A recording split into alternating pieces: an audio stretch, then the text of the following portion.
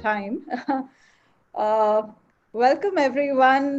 Thank you for joining us today for this wonderful afternoon with three lovely photographers, archivists, educators, mentors from India and Pakistan.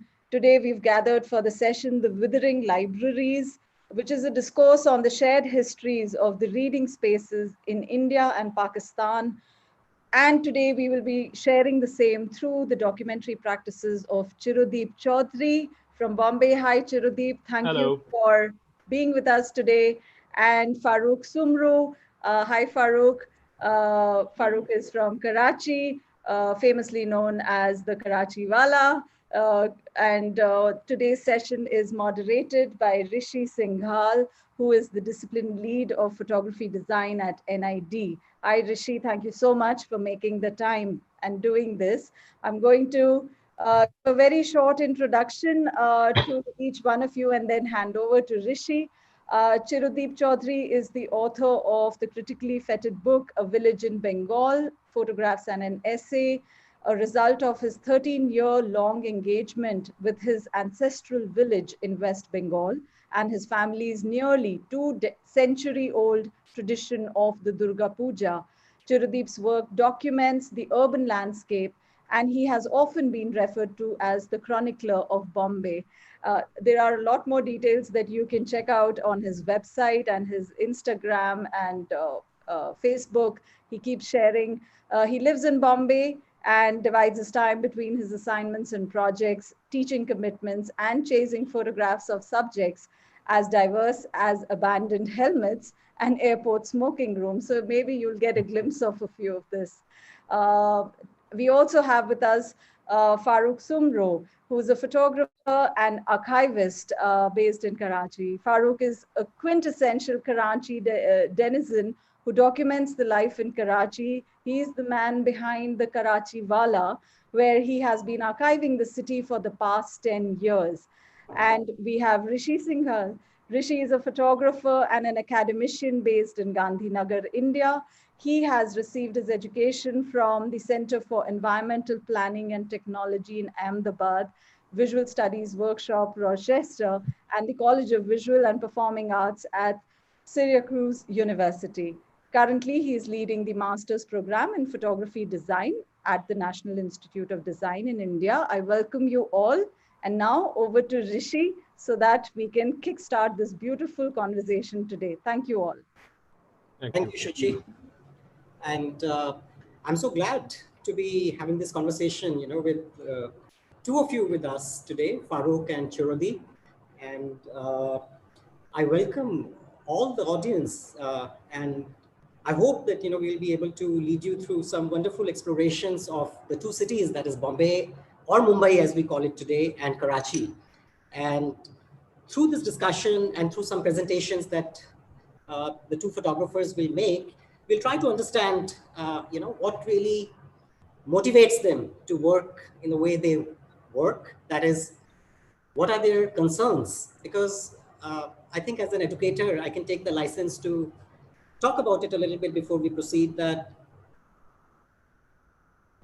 many times we think that, we can just work on any assignment just because you have the necessary skills or the equipment, but it doesn't work like that. Because I think over a period of time, it so happens that based on all your concerns that you may have, it could be social, political, individual, culture, it could be your interest in particular cuisine or food. And depending upon your interest and how deep you get into your interest and your inquiries, over a period of time, organically, certain aspects of your engagement with your inquiry, with your practice grows. And I think that is something that we are going to see today through the shared presentations of Chirodeep Chaudhuri and Farooq Sumro. So before we begin, I think it's very clear to all of us, it's also a very interesting coincidence perhaps that we have Independence Day, Pakistan's Independence Day tomorrow, and India's Independence Day day after. And I think it's also very interesting from that perspective to talk about the undivided subcontinent, something that many of us often reflect upon as over the last few years, a certain interest in archives has increased. Students, scholars, generally people are becoming more and more interested in recorded histories through photographs. We get to see these photographs, either on Instagram or, social media channels. We go to, nowadays we can't really go to, let's say, a library, but what I've observed that, people are deeply interested in looking at old photographs and a certain meaning making. And that meaning making is not really any kind of an evidential proof of something that might have happened, in that location at that particular time. But it's about, how we understand what we see in our present context of wherever we are.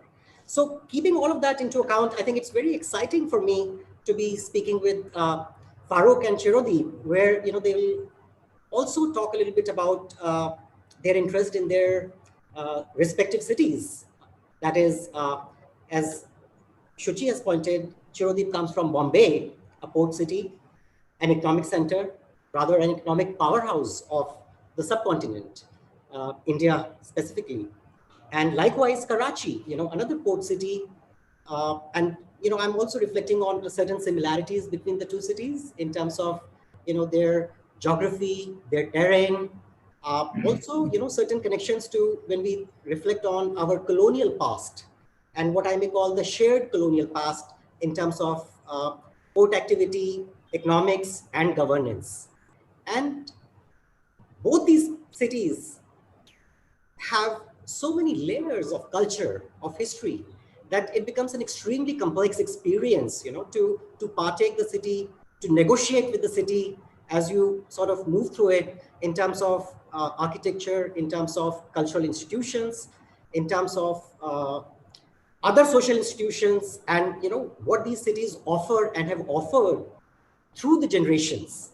So without losing too much time, with this basic premise, I would like to invite Chirodeep Chaudhuri to maybe familiarize us a little bit about his practice, how he has started sort of connecting with the city of Bombay through photography, and how sometimes certain very simple ideas, basic observations lead to a very methodical and systematic engagement, research, and that's when it opens up doors for further inquiry.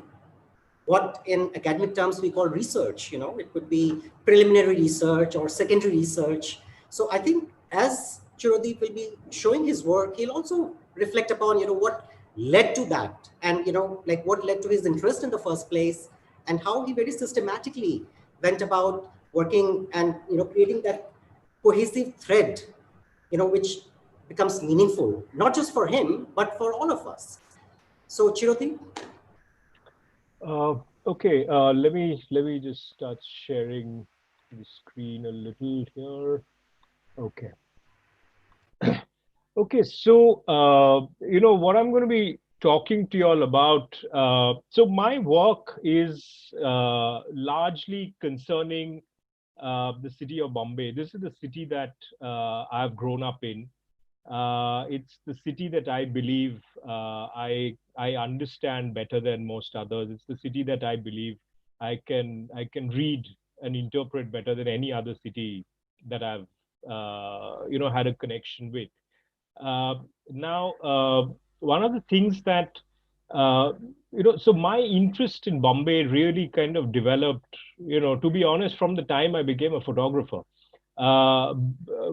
When I came in contact with a certain kind of people, this was the beginnings of the heritage movement in Bombay, and likewise also around the country. And these people kind of initially got me interested in the architectural heritage of Bombay. And I think slowly, I think the kind of people, the other people that I started coming in touch with, be it academics, be it writers, be it people in theater, all kinds of people with whom I started, sharing a certain common interest about the city. And I think, in the beginning, what I found in my career was that I was just doing, the random pictures, the single images, that sort of a thing. Uh, I don't think my work in the beginning was largely driven by ideas. That happened a little later, even though I think when I started my career in advertising, one of the things that was sort of instilled in me, and I can say instilled because I continue to follow that very much even now, which is the importance of the idea. Uh, what I mean by that is that I like to believe that I'm not in the business of photography, but I'm in the business of ideas. I'm in the business of communication. Uh, so my interest in the city really comes out of this sort of there's this preoccupation about how do I keep finding these new ways of looking at the city constantly. I mean, how do I find a new story? And by that, what I mean is that all cities are a cliche, really. I'm sure Farooq will tell you about all the cliches that people throw at him in Karachi. But when I say Bombay, I mean, you probably will think of the crowded local trains. You will think of Bollywood. You will think of mafia dons. You will think of cutting chai. You will think of Art Deco architecture, Kohli fishermen. I mean, the sea. I mean, all of that. And and I mean, really, this is you can kind of do a quick study of popular iconography about the city, and you will see that these tropes, how they keep repeating.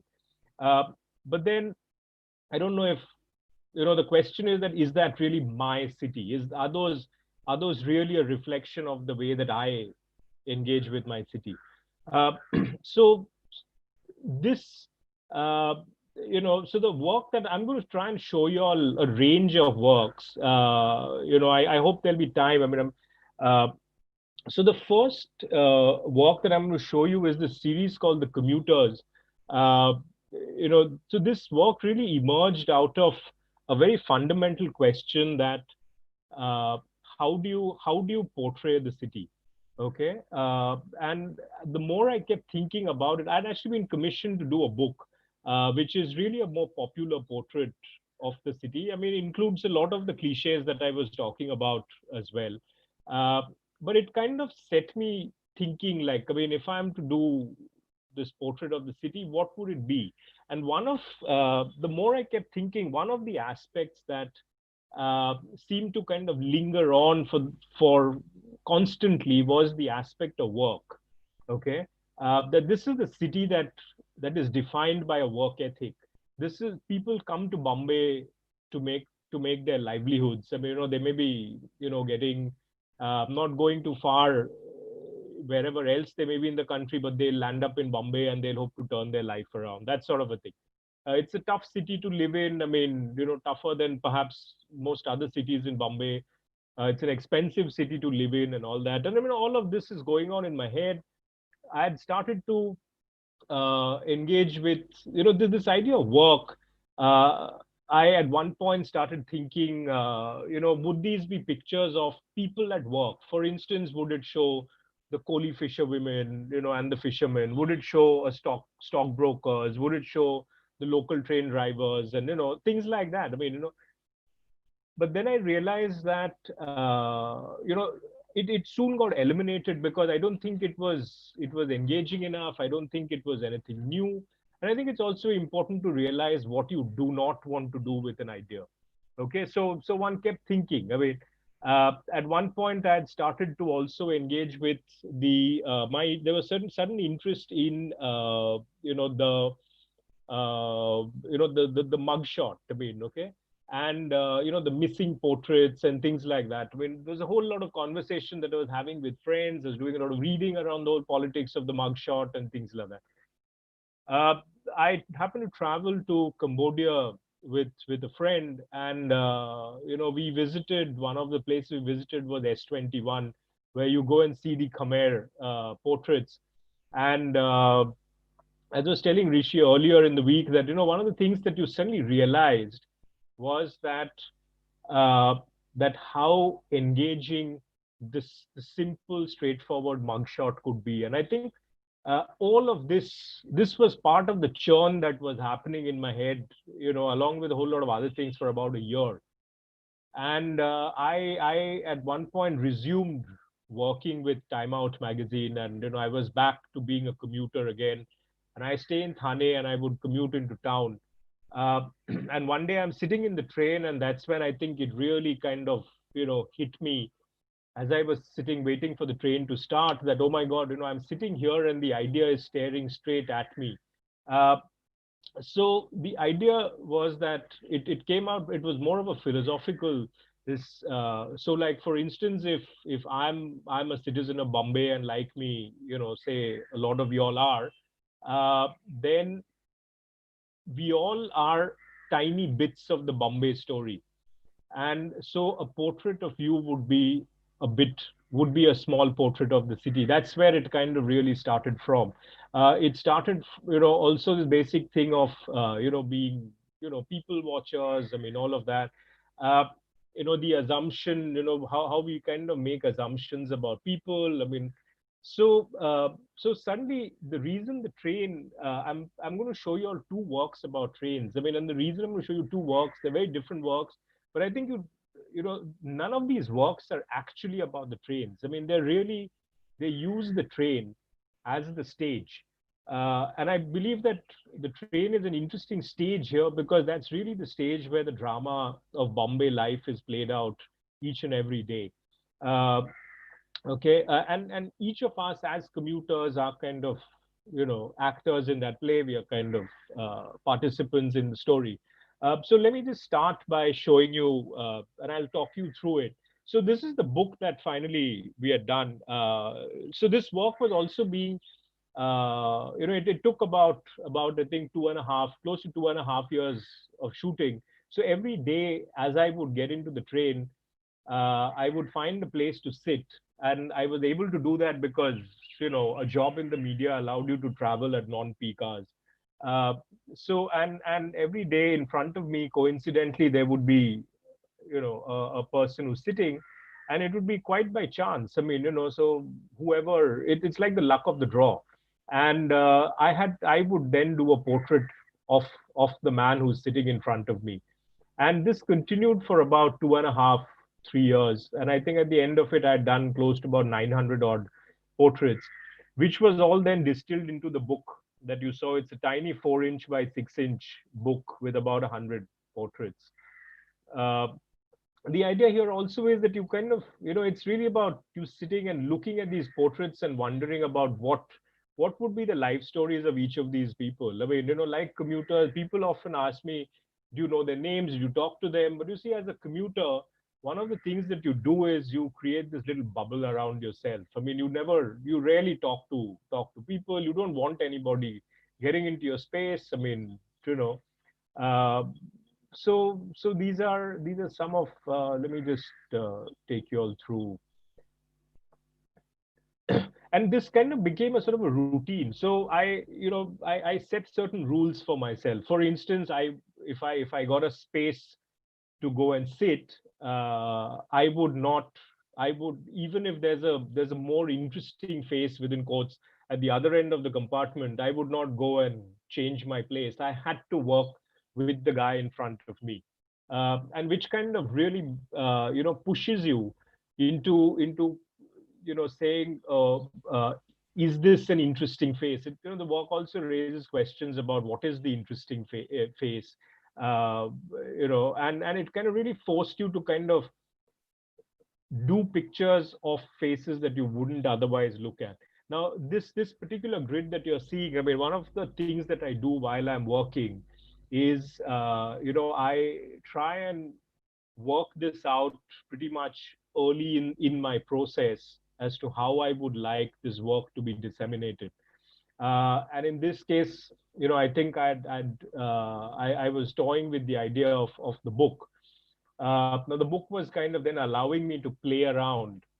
And I was able to then, I would come back each day and download the pictures and start inserting them into the design, and it would keep growing. And while you were doing it, you started noticing patterns. For instance, like I started noticing that, oh, I have 3 photographs of people sitting with their chins resting in their palms, for instance. And I say, oh, let me also try and build on this. So, for instance, say if the gentleman on the top right, I also have photographs of him, say, looking straight at me, or just kind of looking out of the window or whatever. But then I'm also kind of, when he kind of for a moment does actually kind of rest his chin on his in his hands, I'm also kind of doing a photograph like that. So it's kind of, this had no bearing on the idea per se, but this was really a way of breaking the visual narrative there. One of the things that I started realizing, like if you look at this photograph at the back, at one point I realized that there was suddenly a very large number of photographs. There was no design here really, but I mean, it was large number of photographs of very old men. And you kind of started wondering, the idea of work. I mean, do I need to kind of have younger people? I mean, what needs to be the mix? So these were some of the kind of decisions that were coming into play when one was editing the work on a daily basis, in the evenings. Again, the book kind of allowed you to kind of, have fun of this kind. You could play images of this kind, one against the other. I mean, the gentleman on the left was actually just sitting there looking up at the fan, listening to music, whereas the guy on the right at one point happened to look up when another passenger was taking his own luggage from the rack above, and he was basically looking to see that, oh, I hope no one, that he's not taking mine. And I think so this photograph was done then, and I think these two were used in the design subsequently.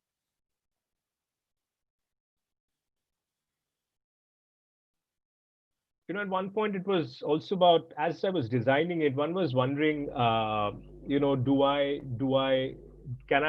happens if I were to kind of break the format of just the mugshot? And we were kind of experimenting with things like this. I noticed this gentleman on the platform. He was standing next to me, and I kept praying that, oh, I hope he comes and sits in front of me, and he did.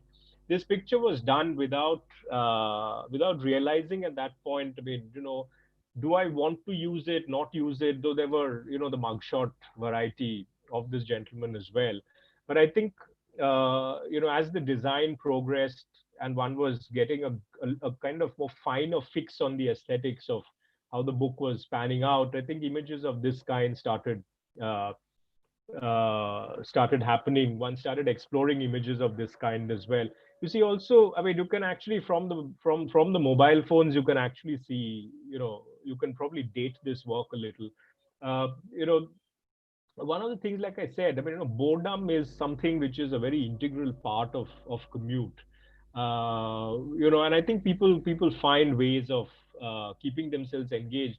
It's interesting because if you were to try and do this work today on the trains in Bombay, it would be very difficult for you to find pictures of commuters who are kind of looking at you, because everybody is immersed in their mobiles in this way.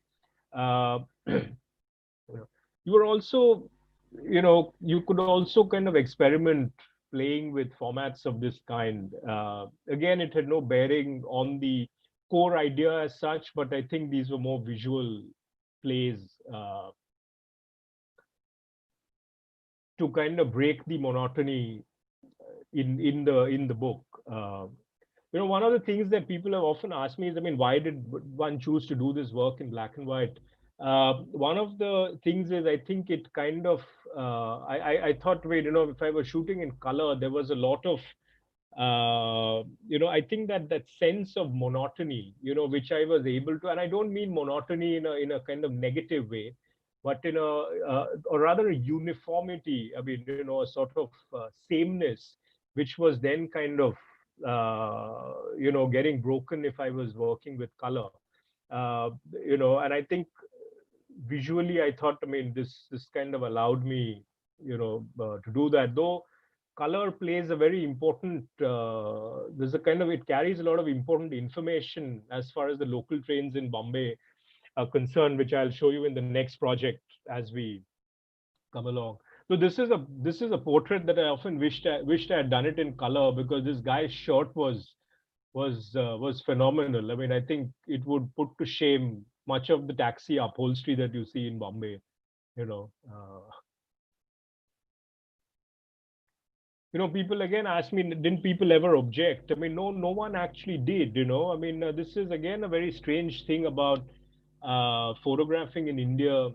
That people, I think, are more accepting of you photographing them than they may be abroad. I mean, I know, I found out later that a photographer named Luke Delahaye, you may have heard of him. He had done a similar kind of project in the Paris metro, and he kind of faced humongous animosity while he was doing his portraits. But this guy, I mean, he just, for the entire 1 hour that I was in the train going back home one evening, he just kept sitting like this and parting his little finger and kept looking at me, and wondering, when is this guy going to stop looking at me? I love this face of this gentleman. This gentleman is very popular. I mean, whenever I've done talks, this gentleman is very, very popular. With the ladies. We always gets a laugh from the ladies. When I'm in class teaching. And this is another kind of, I was talking about the patterns. I mean, for instance, people sitting, resting their chins in their arms a bit. This was another kind of pattern. One could do a whole variety of them. People in check shirts. I mean, people in dark glasses. I mean, all kinds of things.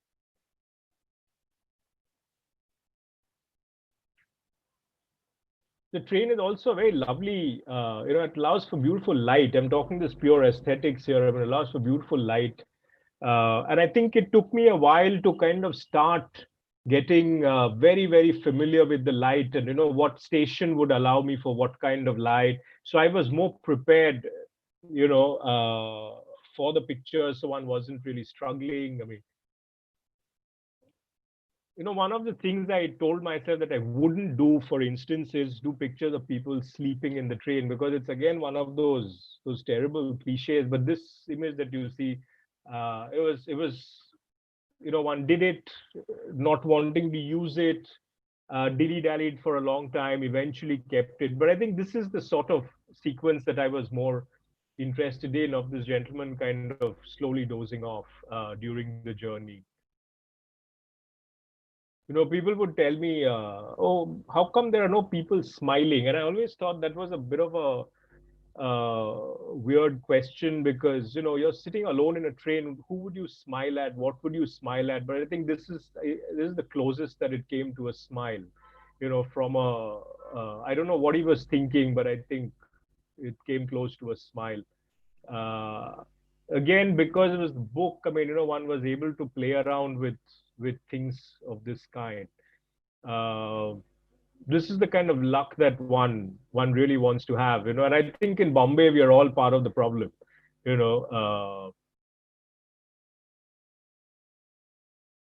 see, that this is another, the kind of basically, a variety of images that you're seeing. So, there were the absolute close-ups, which is like a passport size photo. And then there's this variation, which is waist up. And then there were, the more horizontal kind of images. So the playing kind of really happened, with these three kind of compositions in the book. I'm not showing you the entire work. I've just cut it down. But one of the things with doing a book, and this is the problem that I've often found, is it's easy to figure what you begin with, sort of easier. But I've always found it difficult what you end with. And and I found this photograph one day, which is a sort of a more word version of what one was seeing now. So this, one talks about how the commuters form a community in the train. I mean, there are talks about train friends, how they celebrate birthdays and anniversaries together and all of that. So some group had probably scribbled their name on the wall, So this was the last image. I'll quickly move on to another project. This one I must warn you all has a lot of offensive language, for instance. So this project really started again. There was an episode that had happened, what had come to be known as the Marine Drive rape. Uh, I'm not going into the details of it, but which suddenly had set people in Bombay to start talking about, is Bombay a safe city? Growing up in Bombay, one had never encountered the thought, because we always kind of said Bombay was the safest city to be in for women and even otherwise. Uh, Now, as this debate was raging, I remember colleagues in my office, women kind of talking about it. Suddenly, women and public spaces was also a kind of ongoing debate. Are our public spaces women friendly? How accommodating are they? The kind of facilities that are available, and all of that was going on. And this organization called Pukar was working on a project called Gendered Spaces, and they had asked me if I wanted to shoot.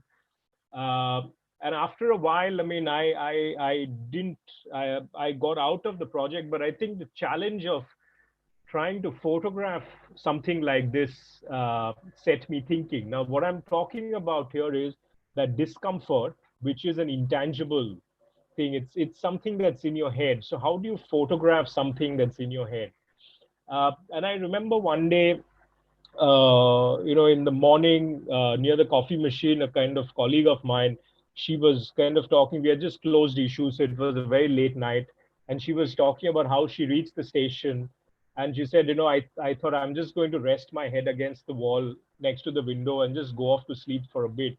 And she says, I sat down, and there on the wall next to me was, this terrible graffiti that was there. And I think that was really the beginnings of this idea. you know uh, that I suddenly started to remember all these graffitis that I had grown up. I've been a commuter even during my college days, and the kind of graffiti that I had seen, and that I was seeing even now as a commuter.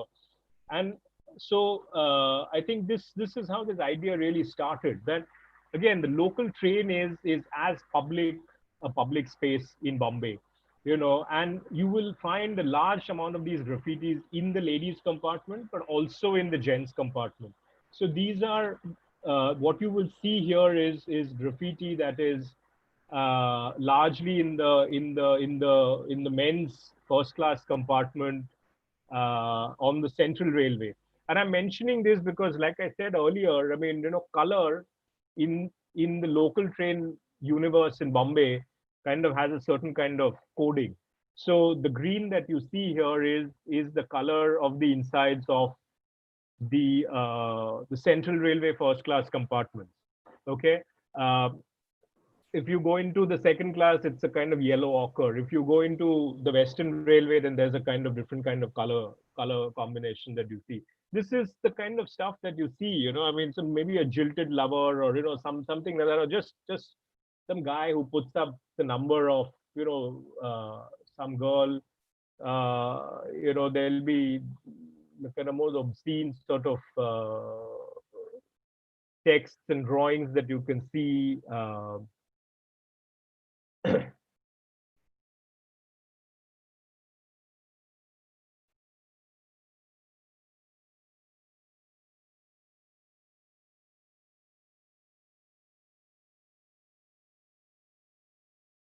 Again, it was interesting because I started to kind of do a bit of back this of the kind of people who might be doing it, because I thought these would probably be younger boys.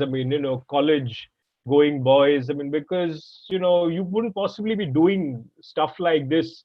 You wouldn't be scribbling stuff like this in a crowded local train. You'll probably get abused. You'll probably get kicked off. I'm assuming you would. So the possibly, you would do it when the trains are empty, which is non-peak hours, which is when college students are coming back, or returning home, or things like that. also the fact that a lot of this was written with markers. I mean, I wouldn't be carrying a thick marker. I mean, it's usually college students. So these were the kind of, I was trying to profile the kind of people who would probably be doing these.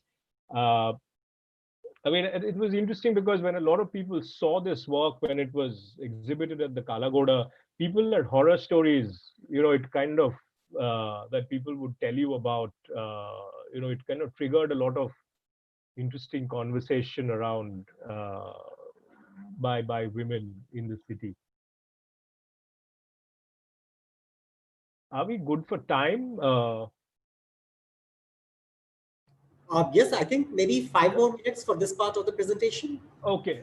So I'll just quickly show one more project and then I'll, Yes, please. In 5 minutes. So this is, I was talking again about the whole interpretive nature of the ideas. One of the aspects that kind of really defines the city of Bombay is its sense of enterprise.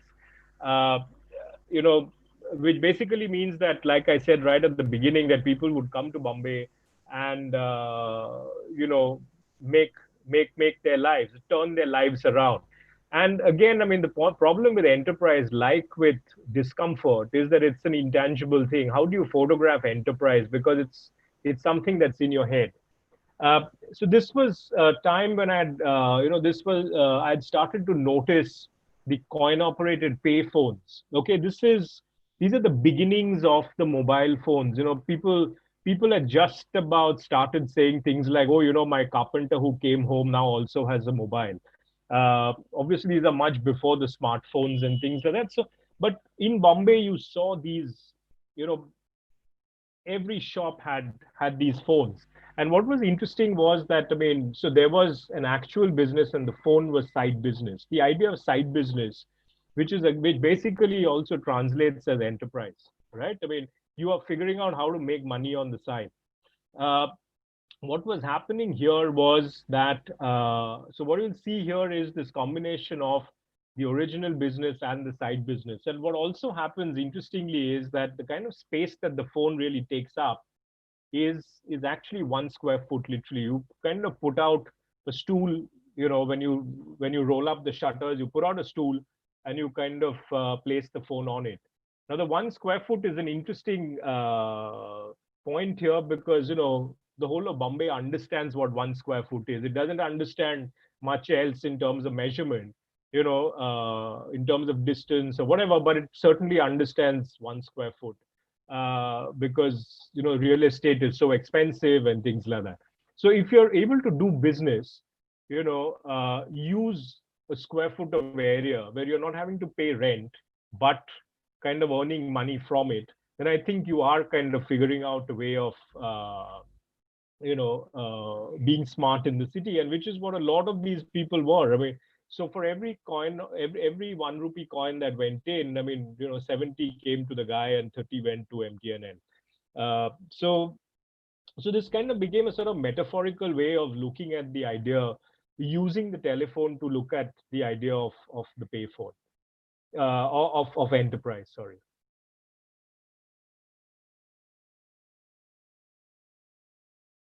Again, these are larger bodies of work. I'm just showing a very small selection to not test people's patience. Okay. Rishi, sorry, Rishi, how are we on time? I can stop. I mean, Farooq can take over. No, I just wanted Rishi to come in and let us know. Yeah. Let him conclude, please. Okay, sure. I'm done with this one. I'll stop. I won't show the. I think you can maybe just as a snippet, maybe 2 or 3 images. Yes, please. Okay.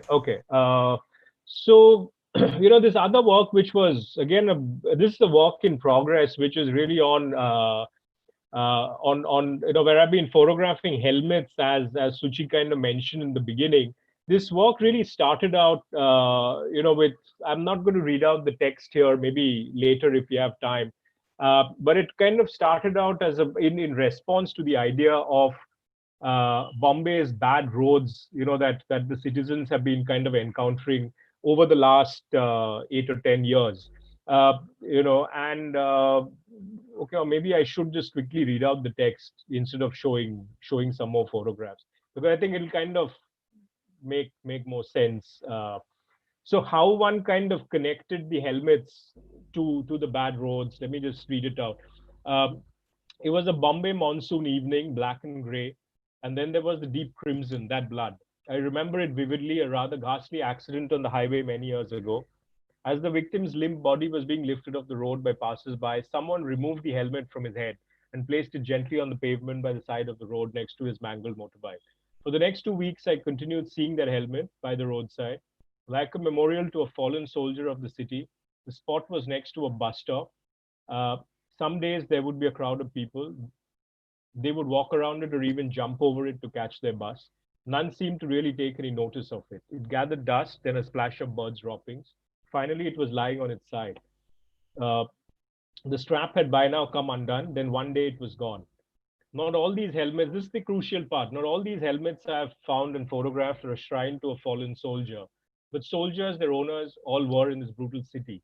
Its potholed streets, their battlefield. Life in this megalopolis is no less a daily battle, and these flimsy helmets, a feeble armor of sorts.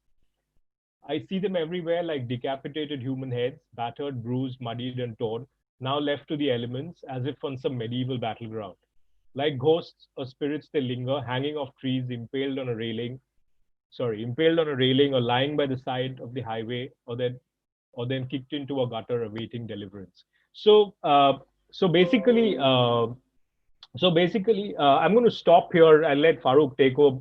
But you see, this is how, I mean, so one is, I think, is trying to make the point about how one is trying to circumvent the cliches of how the city gets photographed, and kind of look at other ways, other ideas of how one can start looking at the city and studying the city and viewing it. Yeah. Thank you. Thank you so much, Chirodeep. And I think for me personally, it was quite extraordinarily amazing to say so, to see that, when we look at your photographs, I was constantly imagining what was outside the frame. So, and as you, very interestingly pointed out that you very often tend to use the signifiers, the visual signifiers as metaphors. Right. For something which is not necessarily within the frame. Correct. Because, in a way, it is a commentary on the city. It is a commentary on the city dwellers. It is a commentary on culture. It is a commentary on hierarchies that we have, in our, let's say, urban context. So, right. But you are not, so how do you photograph the idea?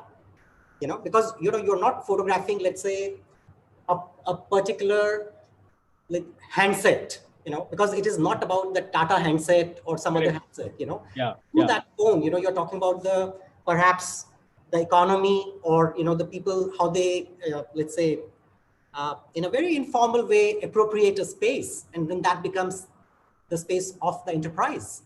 Or, when we were looking at these portraits of the commuters, I was also, I think throughout reminded of an American great. Like if any of my students are attending this talk, I'm making a reference to Walker Evans. And right. that was fantastic. So thank you so much. It's very interesting that you brought up Walker Evans. I mean, when we were mounting the show, I started to discover a whole lot of other photographers who seem to have done work on the commuters. And I was familiar with Walker Evans's work. I just didn't realize that this was an entire body of work. And then I went out and got hold of the book. Nice. I have about 14 books from around the world, which is only on commuters. And it's incredible to kind of suddenly find yourself in the middle of this kind of tradition, of photographing commuters. Absolutely. So we'll come back to you for the second part of the presentation in a bit. Thank you. And over to Farooq, please. Thank you so much. I'm just sharing my screen. Let me know if it's not visible by the time I start speaking about my photos. Yes, we can see it. Fantastic. Thank you, everyone. Chiru, I wouldn't have wanted to stop. I would have loved to hear you all day long. And it was fantastic to share the panel with you. I was telling rest of the participants that we've been trying to meet for several years now. Fingers crossed, one day hopefully we'll find you in Karachi. Before I start with my presentation, I will give you a little brief background about myself, because I think that is very important. It will give you an important context about my work. So I'm a business graduate by training, and I had lived in Karachi briefly before I went for my master's. And I've been brought up in a small town, which is 6 hours drive from Karachi. So when I moved to Karachi first for my bachelor's, I looked at the city with suspicion, because it was a huge city and I was brought up in a city where everybody knows each other. But this wasn't the case when I moved to Karachi. And after living there for 4 or 5 years, I moved to Lahore for my master's. That I was lucky to travel to Hyderabad as an exchange student for a few months.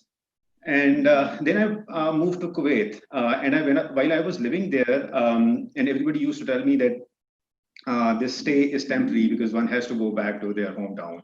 And this is where I started questioning the definition for hometown. And Karachi wasn't any different from any other city by that time. So, and then due to some circumstances, I had to go back to Karachi. And I was reading somewhere that we all of us in our youth had this world, but the moment we have our children, we are invested in making this world a better place for our children. So I had to move back to Karachi. So I was looking for the reasons to love it, and I can tell you it's not easy to love Karachi. I don't know, maybe this is the case with you also. But definitely, and I was reading Khushwant Singh the other day, and he was writing about Delhi, that you fall in love with Delhi over time, it grows on you. So same was the case with me. When I moved back to Karachi, I was trying to familiarize myself with the city. And back in 2010, there wasn't much of visual, there weren't many sources for visual history. So you could read books, but then again, one needed guidance.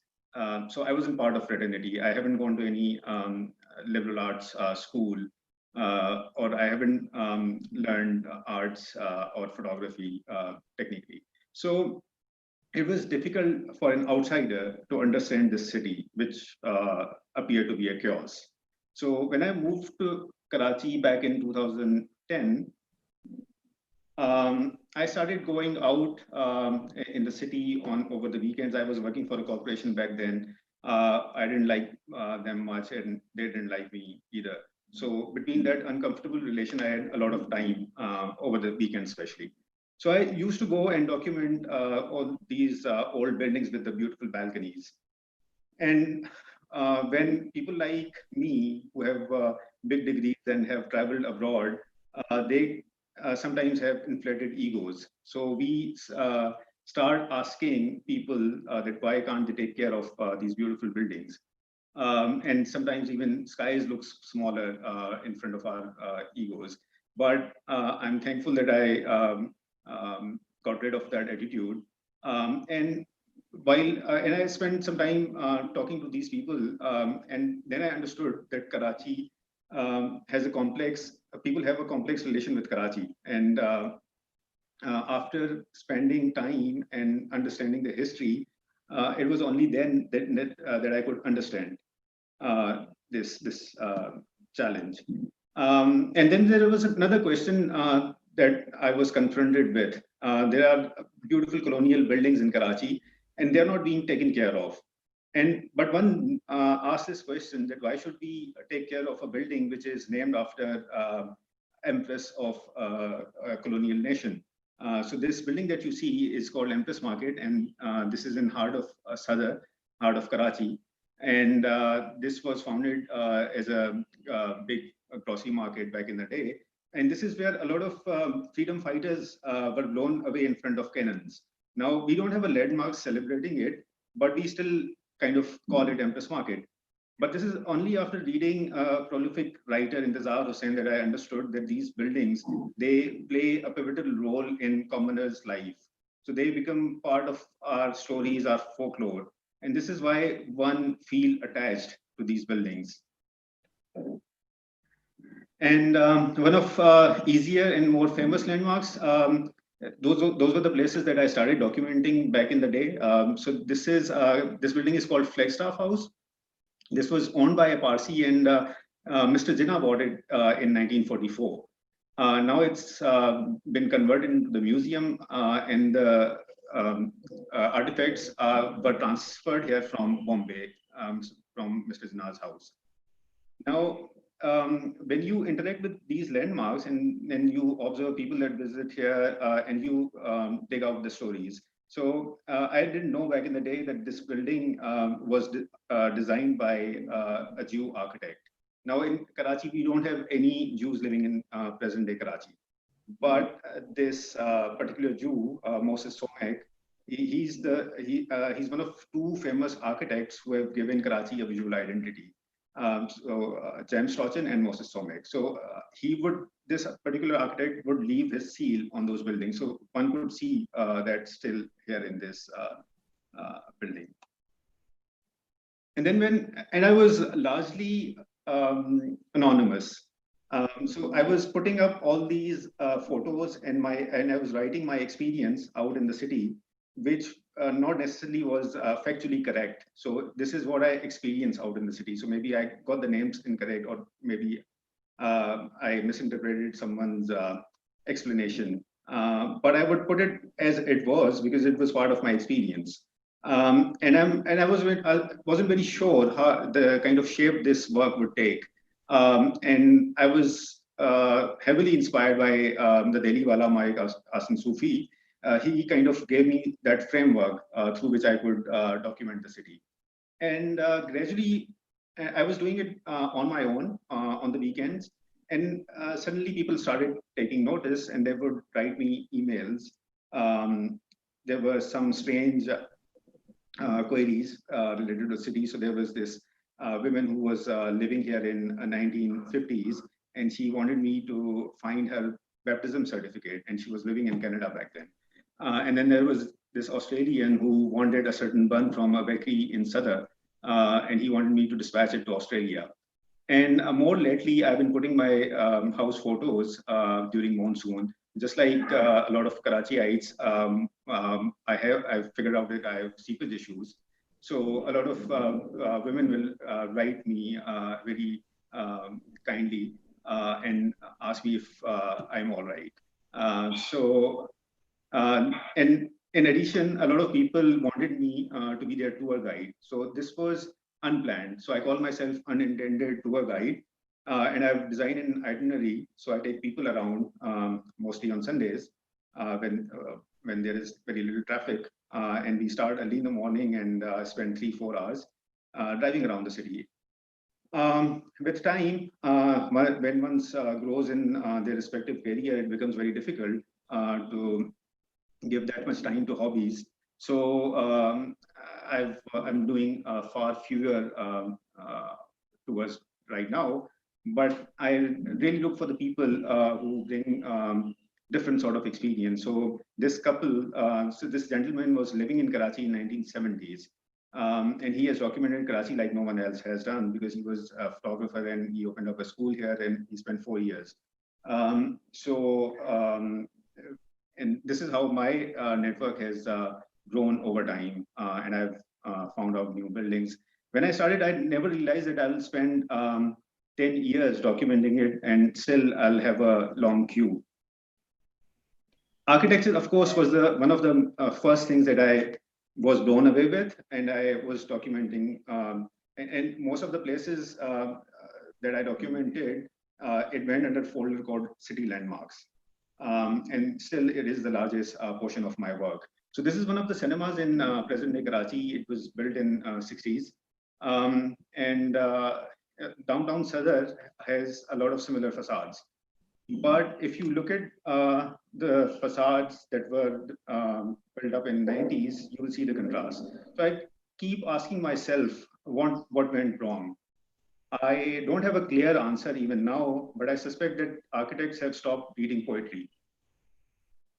And now in hindsight, I have the benefit of connecting the dots. So I sense that a lot of my work is about sense of loss, the sense of loss that is out there in terms of design and aesthetics, and perhaps a style, a lifestyle that is fast disappearing. So you will see a lot of Irani restaurants and places like Haji Malang Hotel, which is on one of the islands in Karachi, and perhaps it won't last very long. And this particular photo is taken in a China shopping mall in Karachi, where a few of last surviving antique markets, antique sellers exist. So those shops are being taken over by cloth market. Very soon, this gentleman perhaps will let go of his shop. And again, in the landmarks, it's kind of an ode to the diversity that Karachi had. So this particular building is called Goan Union House, and this is where this is one of the secondary Goan community centers, and now it's very in a very crowded space. And this is kind of an ode to the bars and cafes that Karachi had in 60s and 70s. So, so this excerpt that you see on the right is from a book called the Abdullah Kosek, and it writes about the nights that once were there in Karachi. Sorry, I can't move it. Never mind. And then at the same time, I started documenting artifacts that I was particularly interested in. So post boxes is one of those, and the architectural elements, which were very simple and elegant, but they have given space to new architectural elements, and perhaps because of the air conditioning, these old artifacts are not needed anymore. And then, of course, the book covers. So this is one of the latest entry in my work. So I frequent a lot of book flea markets across Karachi, and 60s, 70s book covers have different character, which we don't see out there anymore. And I was mentioning to Chiru some time back that if you are interested in history, you become a collector. So I've been collecting vinyls, and these two are my prized assets. And I've been documenting the covers of LP records. So Geeta Dutt is my all-time favorite singer. And this particular LP that you see is Meena Kumari's. So I personally didn't know that she wrote poetry and sung it herself also. The music is by Khayyam. And I've been documenting radios across Karachi also, my own and from the antique market sellers and personal also. So I proudly own 3 radiograms right now. This is one of those. And this is one of previous works where while I was documenting radios, I own most of them by now. And you probably would have noticed that people didn't really feature much in my work. And the reason is that Karachi isn't a tourist city anymore. So when you take your camera out, people become suspicious. And most of my work was done on a Sunday morning to ask questions. But slowly and gradually, I realized that people were an integral part of that heritage that I was interested in. And they might get suspicious in the beginning, but slowly and gradually, when you strike that bond with them, they become your friends. And the issue is that I'm a very disciplined man for 5 days a week. So I only get Saturdays and Sundays, and this is the time when I become eclectic. So I want to be at multiple places at every minute. So, and I have to really balance my interests there. So this photo was taken at Kumar Cinema, which is perhaps the oldest cinema right now in Karachi. They show B-grade movies right now. And when you speak to the people over there, of course, they don't have much pride really. So they will tell you that this is the oldest cinema in the town, and this is it. And I try to explain it to them that we often find it difficult to find meaning in our life. They obviously didn't understand it, but it felt like friends talking. And I'm still friends with them, and I visit them very frequently. And this particular area that you see in the photo, the road outside this gate is called Napier Road. It is one of the oldest areas in the town. And it has an interesting set of things around it. So one is cinemas. It was known as a red light district area in the city also. And it has Dole Gully. So the dots kind of connect. So if it was a red light district area, the Dole Gully being there is self-explanatory. There's another bus stop which is nearby. So a lot of travelers from Sindh and Balochistan come here, and they buy their goods because there's one big market here also, which is called D Market, which is very similar to Empress Market. And this is where people buy their stuff. They spend some time, perhaps visited the red light district, and went to the cinema and went back. And there's a whole street which is called Dental Gully, and it has the largest concentration of dentists. So people who were visiting from the far-flung areas of Sindh and Balochistan, they will probably visit dentists also.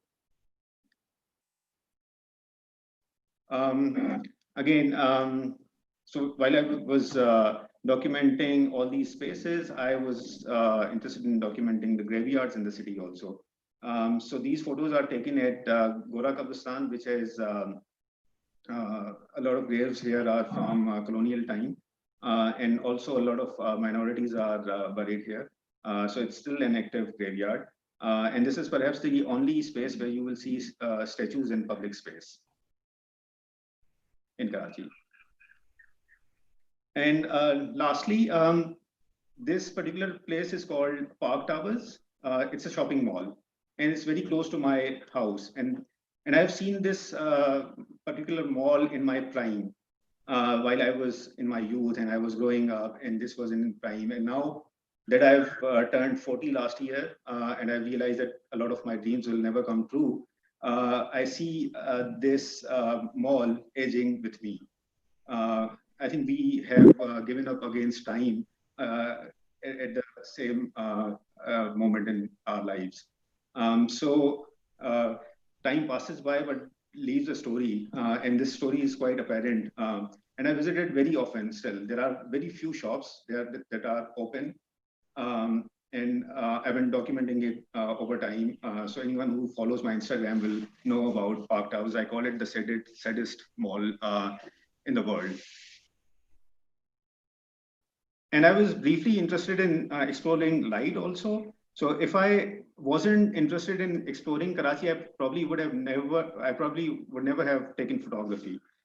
So most of my work revolves around Karachi, but briefly I was interested in working with light. So and I gave up on that very soon. So this is one photo that is still very dear to me. And I won't call it unsuccessful this stint, because I ended up marrying my muse. So you will see her in a lot of my photos. So here we are looking for antique furniture in the city. So my photography was a vehicle through which I was trying to make sense of the city I was living in. So you probably won't see a lot of photographs in the following section. But this is how I understood the city. While I was going out, I probably would come back, do a little desk research, try to make sense out of it, and move ahead. And after 5-6 years, I felt that the different pieces kind of connected with each other. So in 5 to 10 minutes, I will give you an idea of the city, which some people call instant city, because it keeps changing every moment.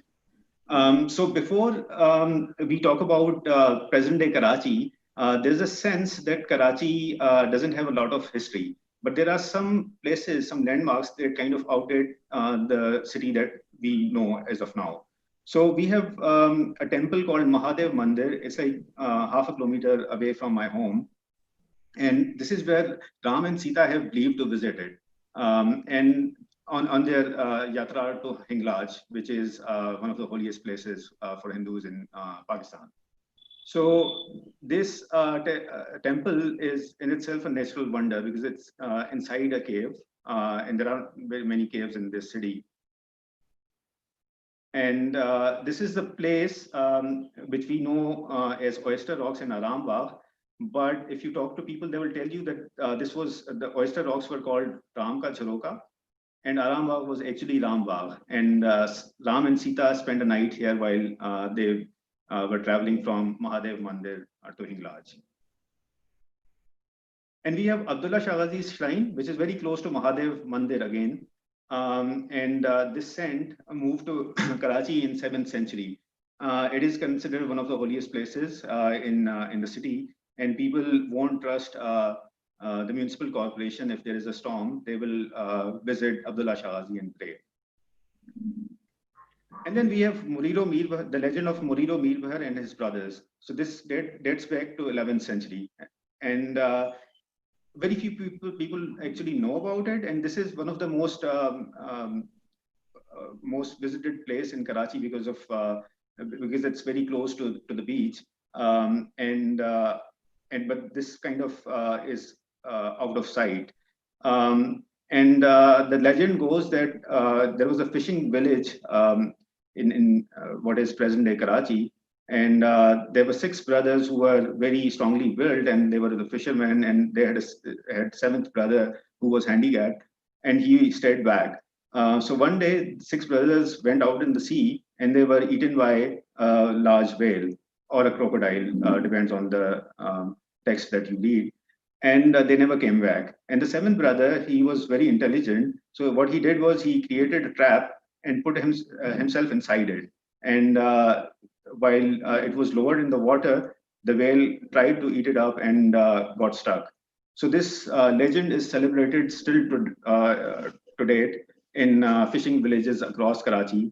And there are a few villages who call themselves son of Muriro Mir Bahar.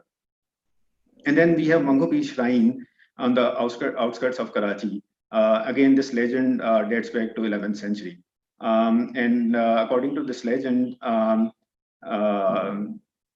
there was a dacoit who was converted to Islam by a saint who was living here, and he gifted him these crocodiles, and which still survive after 10 centuries. And I will tell you a little about the origin of the city. So Karachi didn't exist before 17th century. So, but there was another famous city close to present-day Karachi, which was called Keti Bandar, and this is where the old port was. And due to silt that was carried out by Indus River, that port became dysfunctional. So the merchants that they were there in Keti Bandar, they sent a team to look for another port, and they identified Karachi as the potential new port.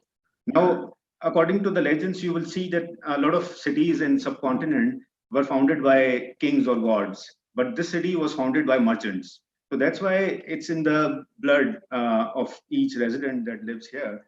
So I suppose this is one kind of an explanation that once a heritage building stops serving an economic purpose, it's not needed anymore.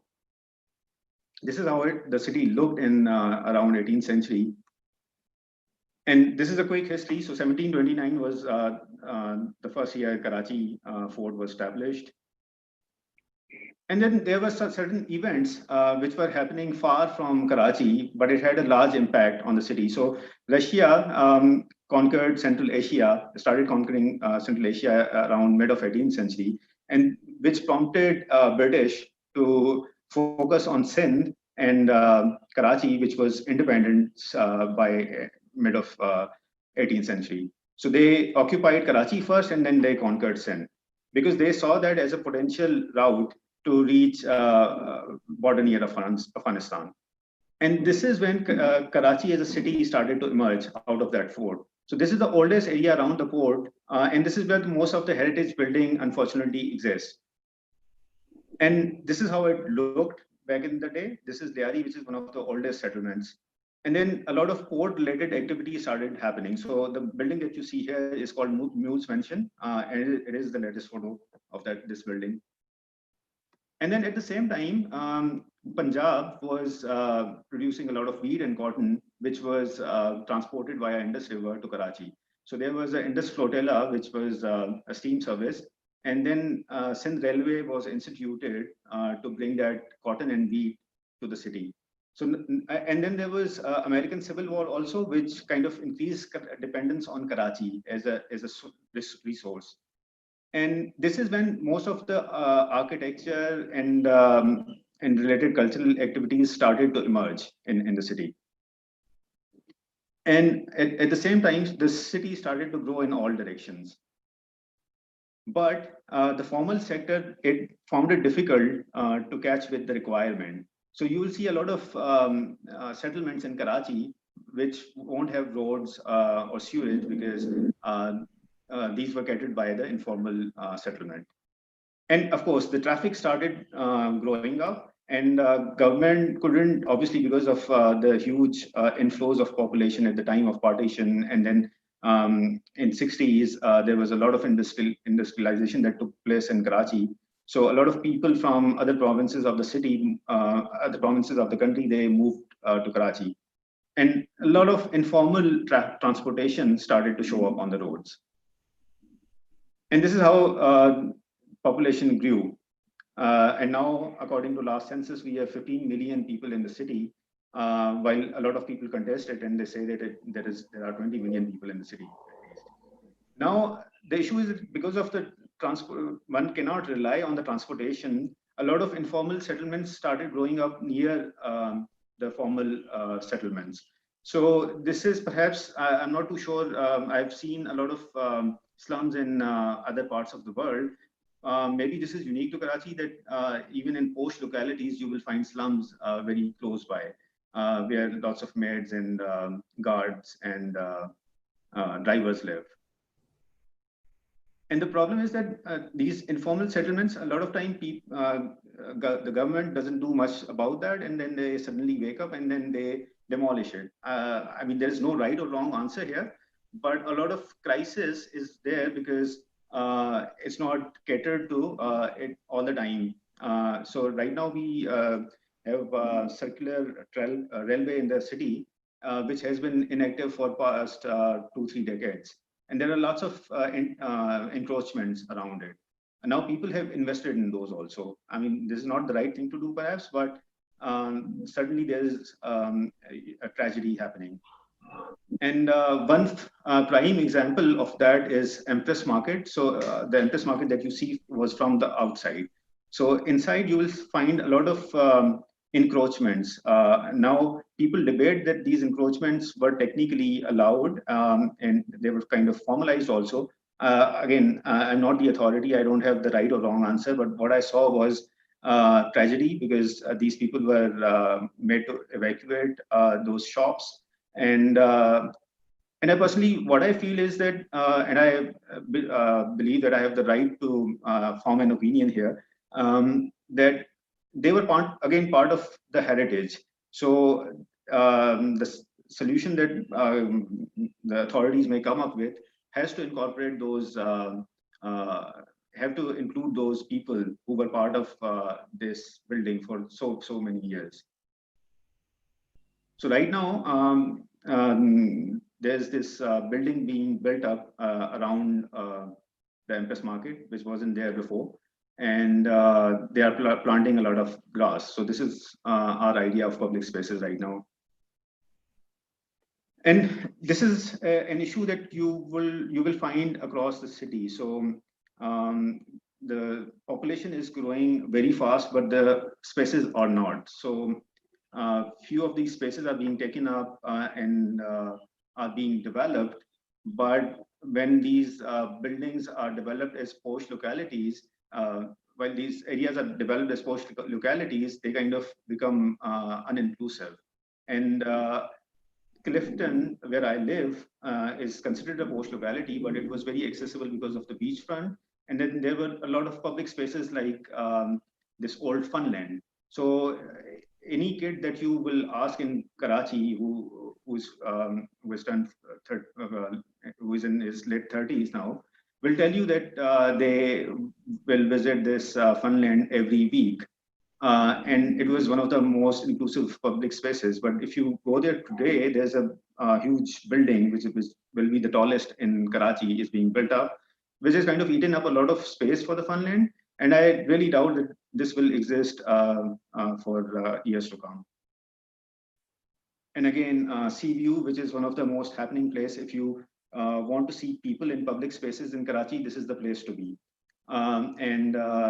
Especially around in the monsoon, it is the most happening place. But right now, there are areas being developed, which I fear will make it less inclusive in times to come.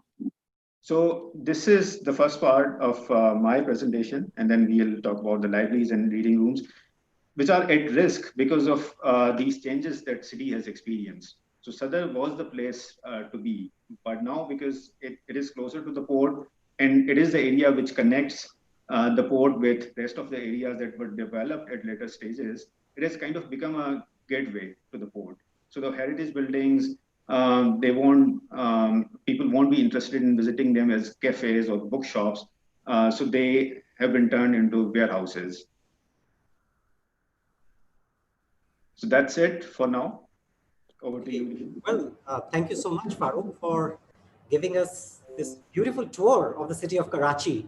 And I think something that you've grown experienced in over the years. I think as you mentioned that you take tours, or you give these private tours of the city, driving tours, walking tours. And I think the way you reflected on so many aspects of life in the city, I think is really fascinating for me. Also, I think it was interesting for me to register the way you spoke about the evolution of the city. Because for many of us, we may not have a sense of, how old is the city, whether it is 300 years old or 1,000 years old or 2,000 years old. So I think that was also very interesting to understand the geopolitical context in which the city over the last 300 years has evolved. And lastly, but not the least, I think what was truly endearing was to sort of connect with your observations of the city of Karachi, with your sense of, as you mentioned, the sense of loss, the sense of things disappearing, the sense of things not being taken care of. And I think that came out so beautifully, whether it was in terms of architecture or, a certain sense of diversity. You also showed us, your music collection, and that made me think about, the past and, all these various registries of technology, not just in music, but in day-to-day. And all of this, I think, made me, and I'm assuming all our audience, reflect on certain commonalities that, we have. Because many a times it so happens that we very conveniently create the other. Because, we are familiar with what is around us, or what our parents have told us, what we have seen as kids growing up, going to schools, colleges, and that becomes what we know. And perhaps sometimes we start thinking that's the limit of, what's out there. And everything that is beyond that is the other. But I think in this presentation, it became very clear to all of us that, we have so many similarities, whether it is the shared history or even the challenges of the day-to-day, the governance, the urban sprawl, issues of housing, issues of, because I don't think we also, unfortunately so, share this common trait of not really caring about public spaces, not really caring about, let's say, where a common man who may not have access or who may not want to go to a mall, where will they go and hang out? So I think many of these factors made us reflect on all these common aspects of our existence and challenges. And I think in the same vein, I will very quickly move on to the next part of our deliberations, which I'm assuming that, some of our audience might be a bit impatient about that, because this talk is about books and reading spaces. So what about that? So before we start, drawing from this bit of a certain connection that the author, or in this case, the two photographers, have with the city, or what they have formulated with the city in all these years of their meanderings through its nooks and corners. Also, I think somewhere I will reflect on, and I'm going to share my screen and talk a little bit about a certain similarity, a certain commonality of what one may call the reading spaces, because now through my presentation, I'm taking you to the undivided continent.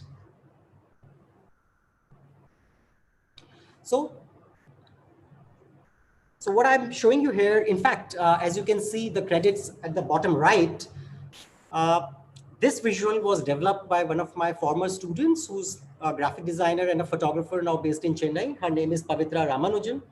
And she had developed this as part of a project that we were doing for Abu Dhabi International Book Fair last year.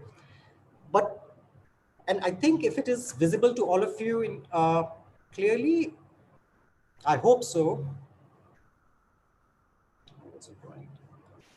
Yes, it is. Okay, thank you.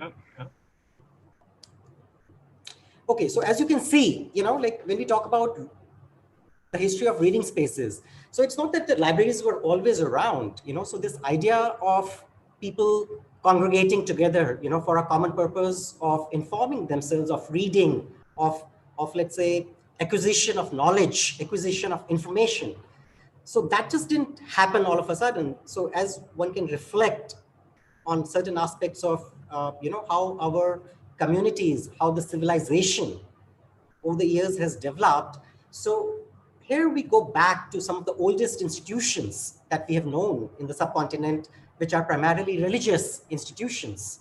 And back in the day, it were the religious institutions, where individuals who wanted to learn, who wanted to read, who wanted to acquire wisdom, which was primarily based on certain religious doctrines, would congregate and study under a master, or they started this whole idea of collecting scripts, collecting scrolls, collecting books. And as you can see here, in different parts of the country, as I would rather call it the undivided subcontinent, and by that reference, I am in a way making a connection between Pakistan, India, and Bangladesh. So as you can see in this slide, all these different buildings, some of them exist, some of them not as much, but all these buildings that you're seeing here are centers where this idea of a collective engagement with reading and acquiring knowledge and then reflecting and philosophizing about it started. It's a continuation. So as you can sense, it's a chronology of these reading spaces.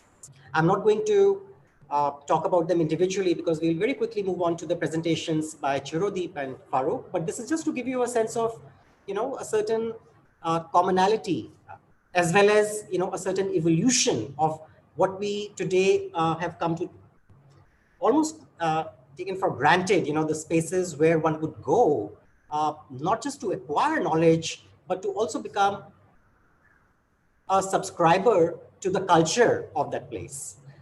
So I'll just stop this now. And I would like to invite Chirodeep first to perhaps lead us through his journey of his engagement with the library in Bombay that he has photographed, and maybe towards the end, also talk a little bit about his association with the writer Jerry Pinto and how the project, reflects on various aspects of what we are interested in today. Sure. Thank you. Thanks, Rishi.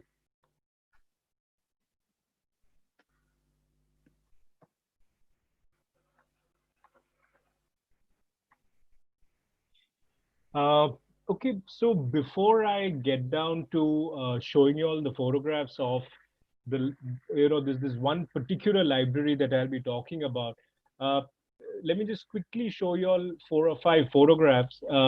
this is from a set of other libraries in Bombay. This is a very common kind of story that often gets done in the mainstream media, or used to get done in the mainstream media, print or otherwise.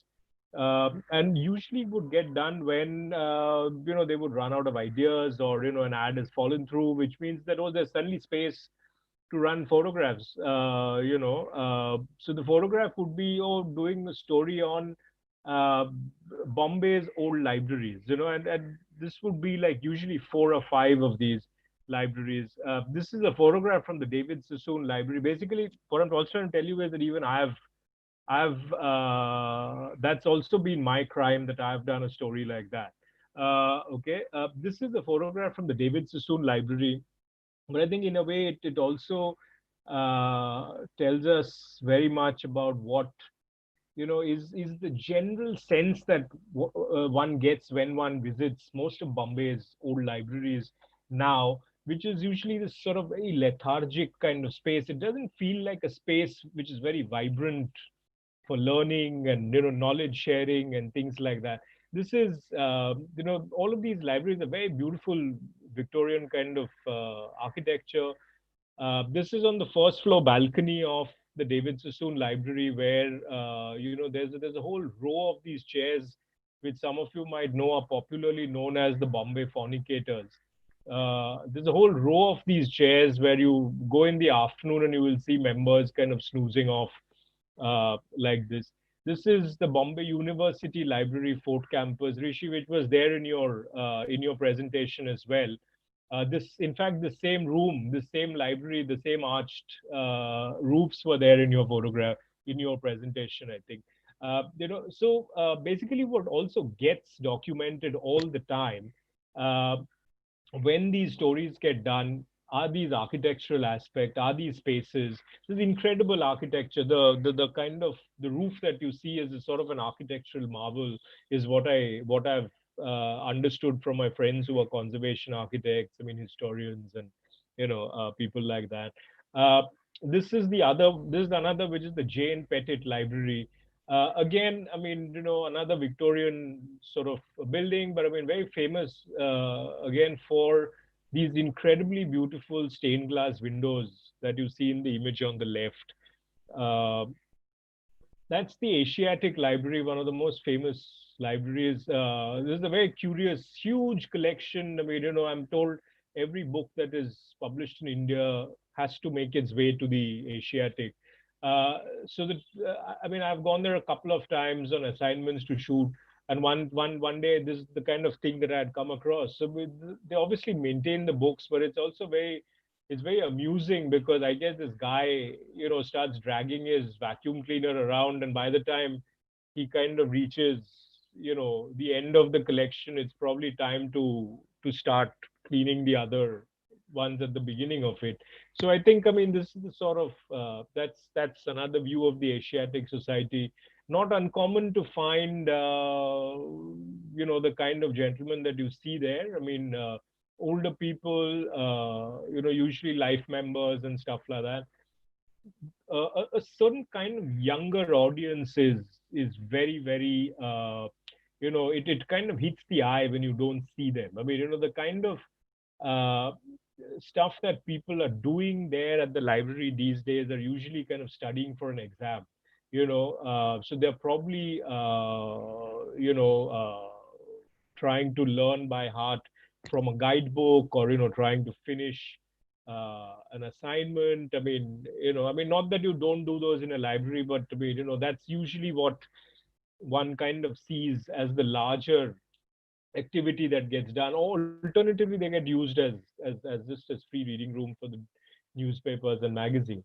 There's another library which is part of this mix. So there are these 5 libraries which are all the time talked about when newspapers and magazines do stories on Bombay's old libraries.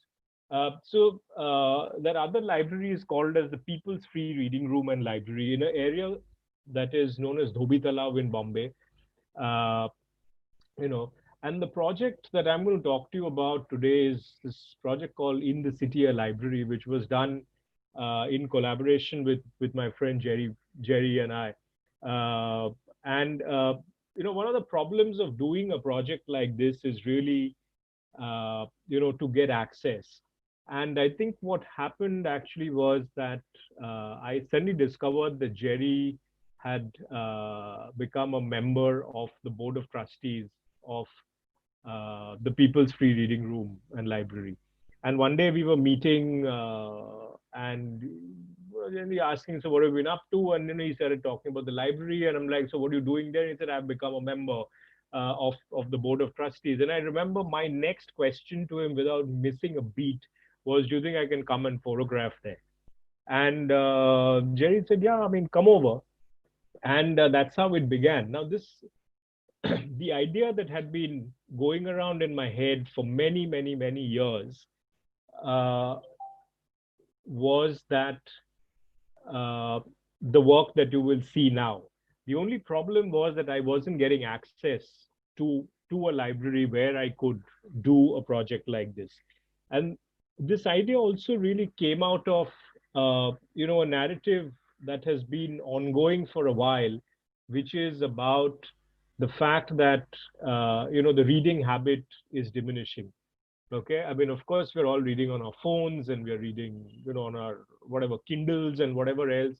But I think the book as an object is sort of losing out. And I think I've done other stories on the declining reading habit, but this is something that I've been waiting to do.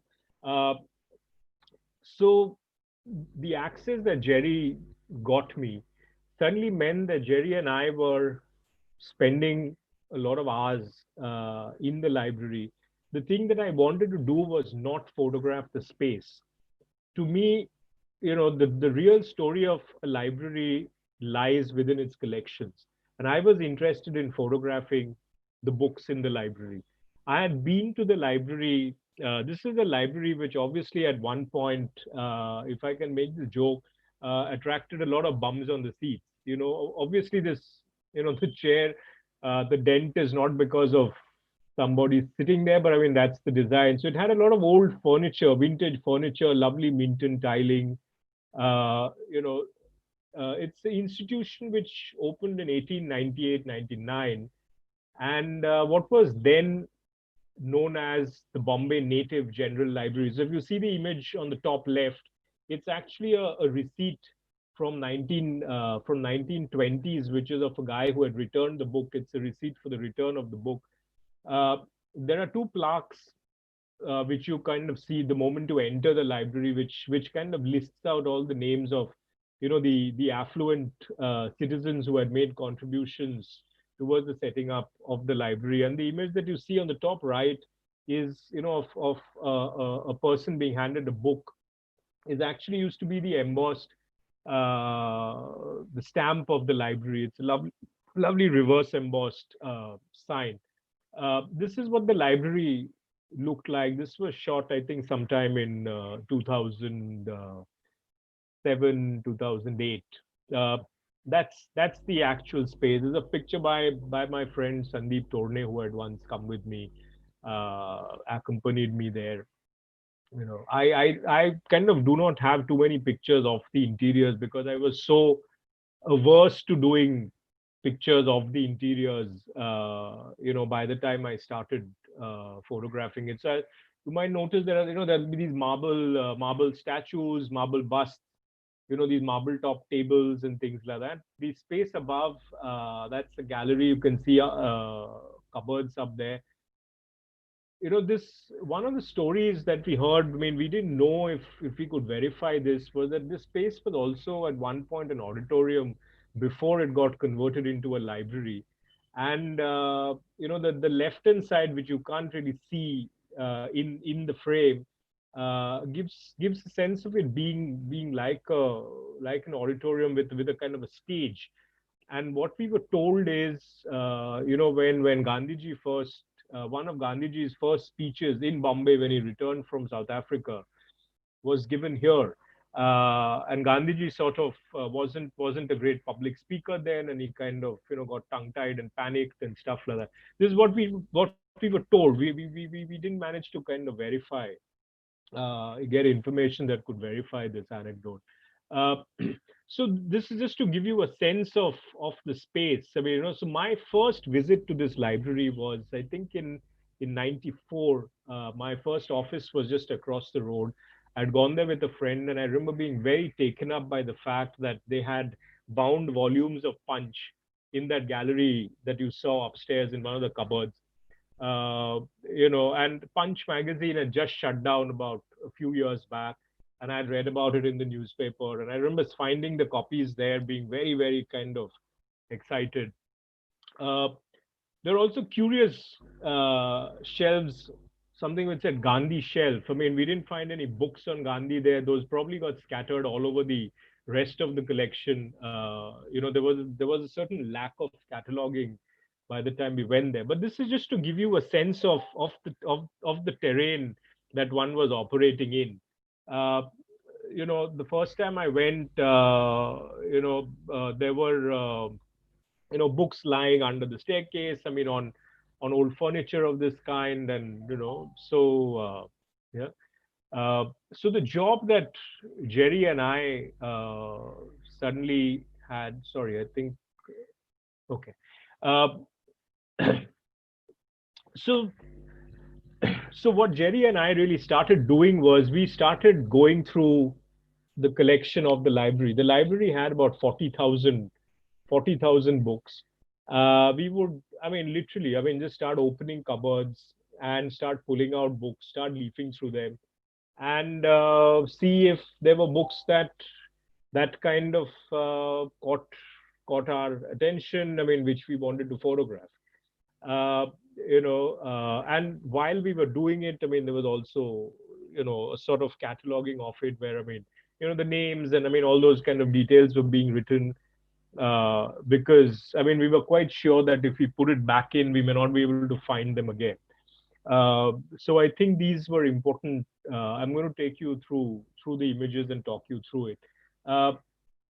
These, I mean, these are books which hadn't been opened in God knows, I mean, in decades. So as you can see how the impression of the image has kind of come on the facing pages here. Very lovely illustrated books, as it used to be the norm in books of that vintage. There were books that were damaged. This still seems minor. I mean, I think you will see other books as we get along. One of the challenges of this project, really, I mean, I photographed about 900 books out of the 40,000, although we went through a few thousand, in about 2 years to kind of decide and what we wanted to do. The real challenge was, how do you find multiple ways of photographing a flat rectangular object? Okay, a three-dimensional flat rectangular object. I think that's really what the challenge in this whole exercise was. Again, I'm kind of showing you a very small selection from here. These were again all largely shot using daylight. I mean, we would kind of try and find, there were lots of windows, so we would try and find what would be an appropriate window to shoot from. I mean, depending on when I had landed up, depending on the book that we were shooting, what we were trying to do. There were some that were shot. This was shot using the mobile telephone lights.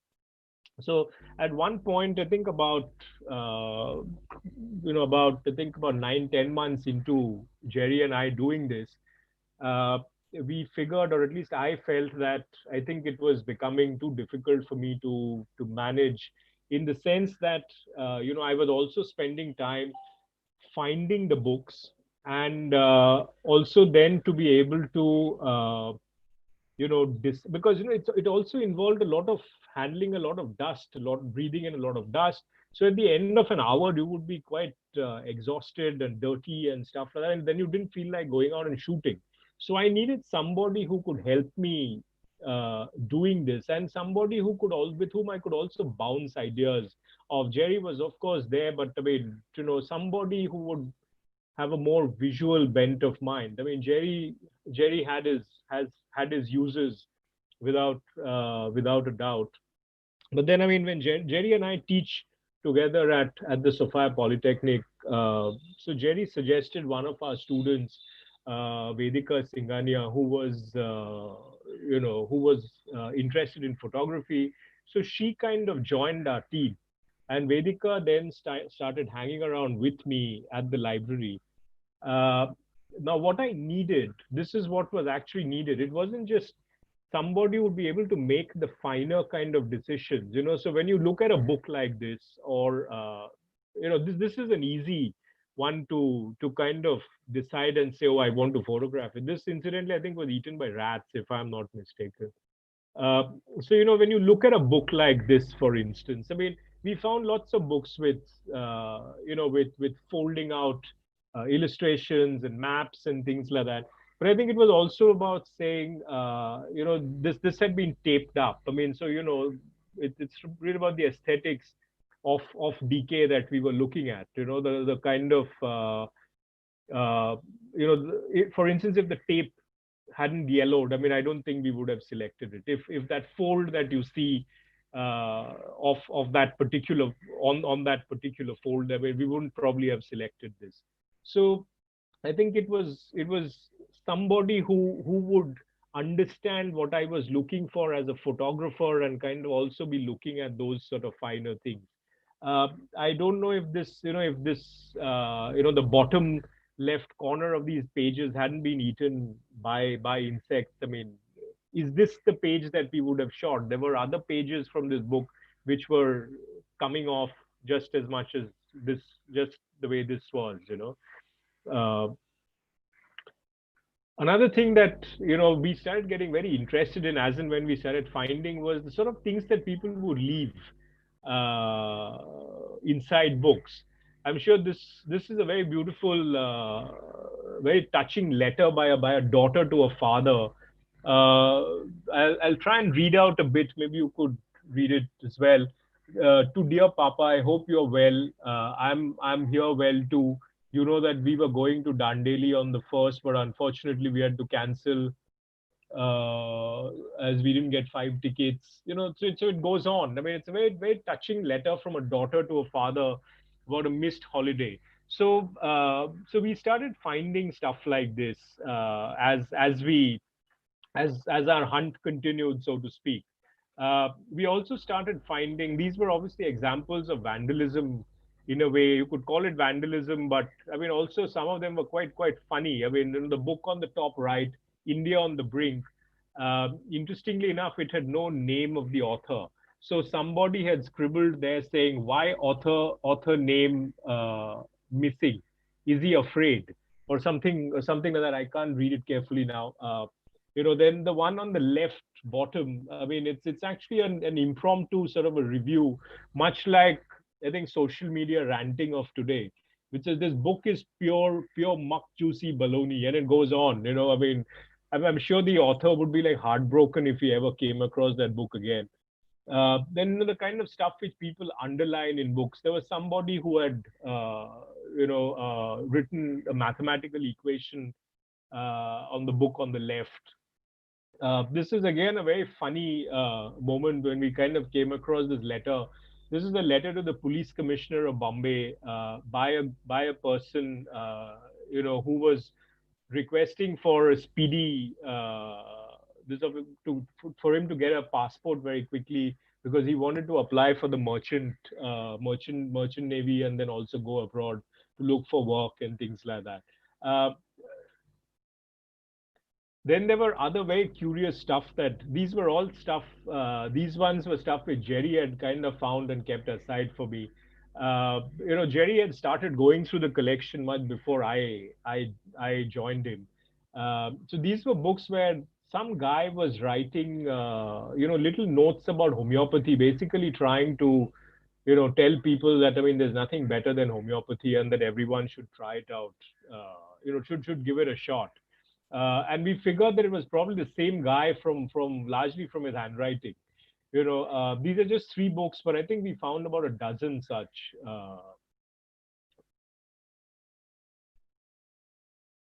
Then there were curious, tiny little books like this. So, like I said, it was also the challenge was, how do you keep photographing a flat flat rectangular object. I mean, so you can see how, one has been trying to do those here. I have a fascination for illustrated books. So for me, this was like paradise. I mean, the kind of stuff that I kept finding uh, each day that I was there. This is probably one of my most favorites. It kind of really took me back to being a commuter. When you're stuck in those horrendously crowded local trains of Bombay, all that you can really see up close are people's ears, and it's fascinating because you suddenly start seeing, oh my god, I didn't realize that there are so many different kinds of ears. And when I chanced upon this book, it really took me straight back to being a commuter all over again. Then we would find sort of again more illustrated books.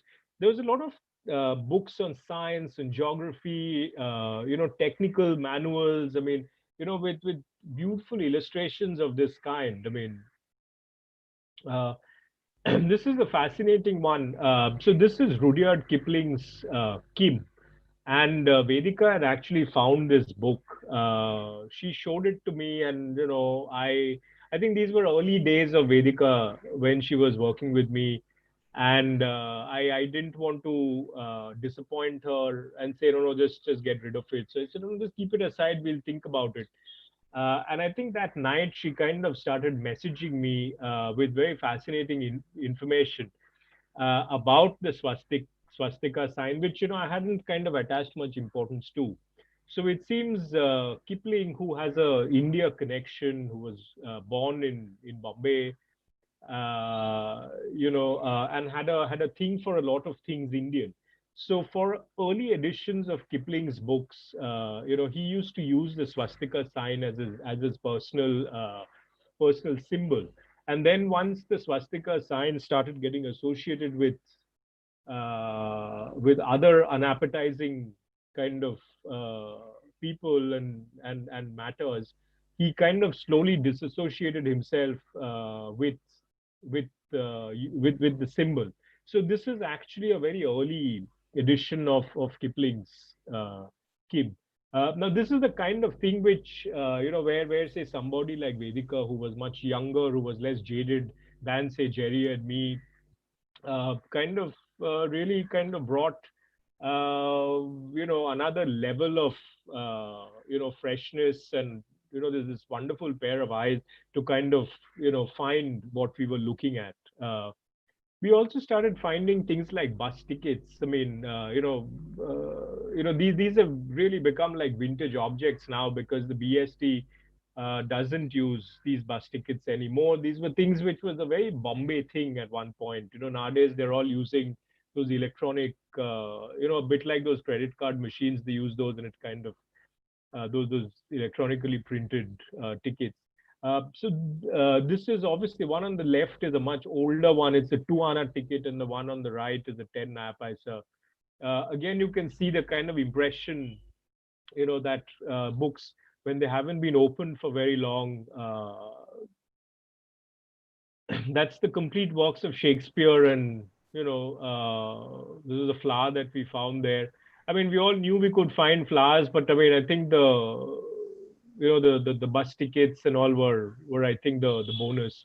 This again has been shot using the mobile phone torch, as you can see, to illuminate the bottom half of the image.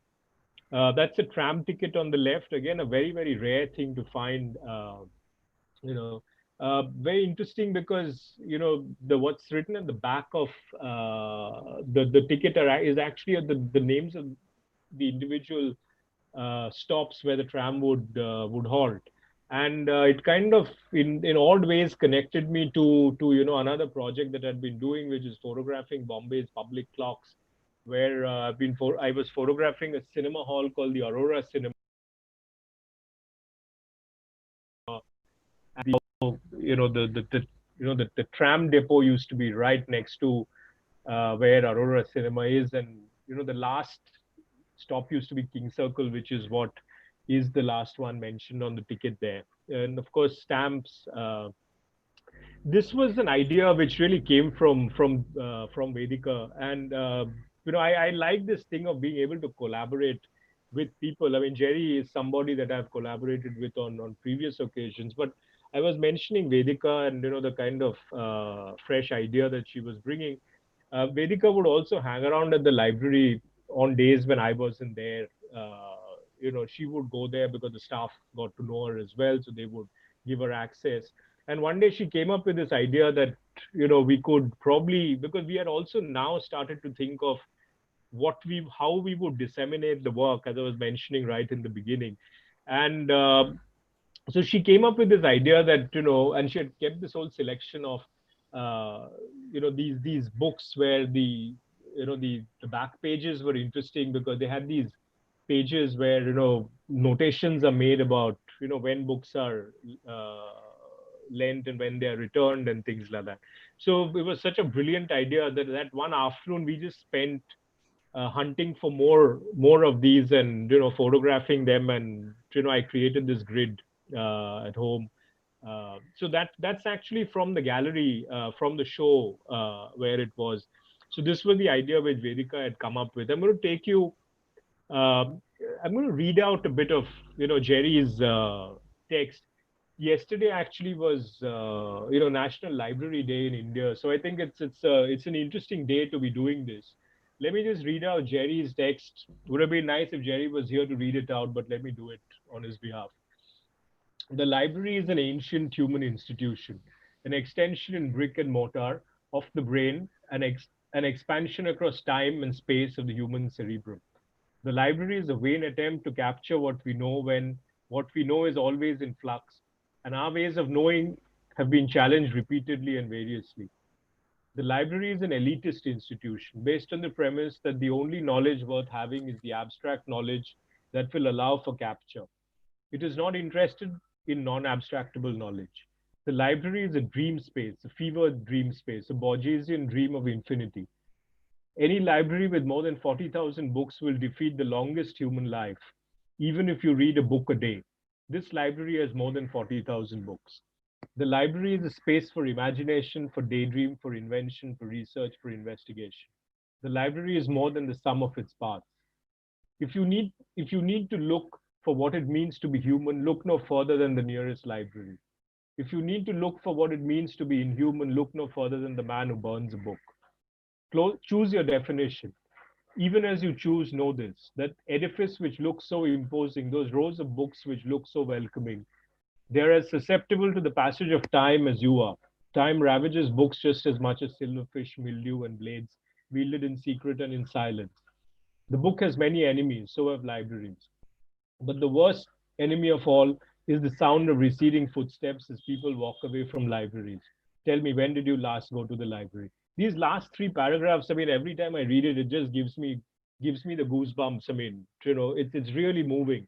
I'm going to take you very quickly. Just allow me 2 minutes.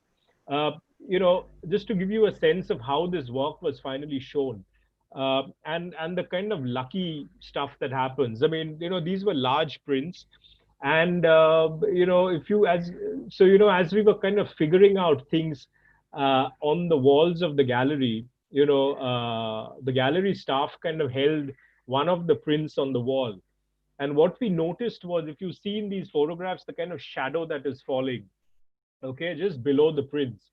And what was interesting was, I mean, it suddenly gave the idea, of these open books. And I think, I mean, we never imagined this. We were kind of lining up the prints to consider framing and things like that. And I think it was really one of those really inspired moments. So the work was never, it was all kind of shown in this manner. I mean, these exposed prints. Another thing, which Jerry and I would often talk about was, that we could, make these little, these individual sets and stuff like that. Like, for instance, these are kind of photographs of different logos of publishers. And what we realized was that, it might actually be testing the patience of people if we were to kind of put up photographs of this kind on the wall. So the edit, as it was happening, as I was shooting, was kept eliminating these, but we kept thinking, what do we do with these? So you could just go on endlessly. You could just do, animal illustrations. I mean, animals, birds. Sorry, you could do, men with arms, men with weapons. You could do, interesting book covers and things like that. I mean, with etchings. Because we also found interesting books which had been donated. This came from the collection of Premchand Roychand. Premchand Roychand is the guy, incidentally, who's the man behind, the famous Rajabai Tower in Bombay. It's named after his mother. So there were books which kind of were donated to the library from his collection. So what we then decided to do at the gallery was we had these vitrines, as you can see this gentleman going through it, where we kind of displayed books, actual books, creating this kind of, like I was mentioning, you could do a whole sequence on how women were represented, or how we found women being represented there, or of animals, photographs of animals, photographs of people, and the whole Oriental sort of representation of communities. So I think this became an important aspect of how the work was shown, because we also realized that though there were lots of people who were lamenting when they would see these photographs, they're very rarely actually seen books of this kind. Very few had actually gone in to kind of experience books like that, and kind of course they couldn't touch these, but I think, and here's a little bit of a note about something that we figured a couple of weeks back. So just before the lockdown, the People's Free Reading Room library permanently shut its doors. So it seems like a bit of an interesting moment that that we had shot this work when we did. Thank you. I think I'll. Okay, great. Thank you so much, Chirodeep. That was a fantastic presentation. Thank you. Thank you. And just by looking at time, I won't eat up into the time now, and straight away invite Farooq to start with his presentation. Thank you. I'll just share my screen. Let me know if it's not visible while I speak about it. Can you see it now? Not yet. No.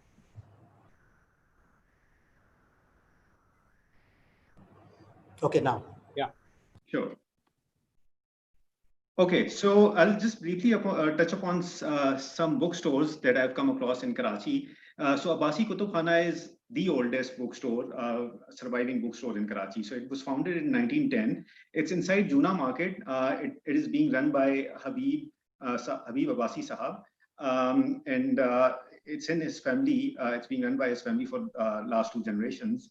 It's very difficult to traverse through this Juna Market. It's very crowded, lots of old shops. But thankfully, Karachiites are very good with directions. I can't promise you the same if you happen to be in Lahore. So now this bookstore is still thriving. It's perhaps the only bookstore in this entire locality. It's very close to Napier Road that we just talked about.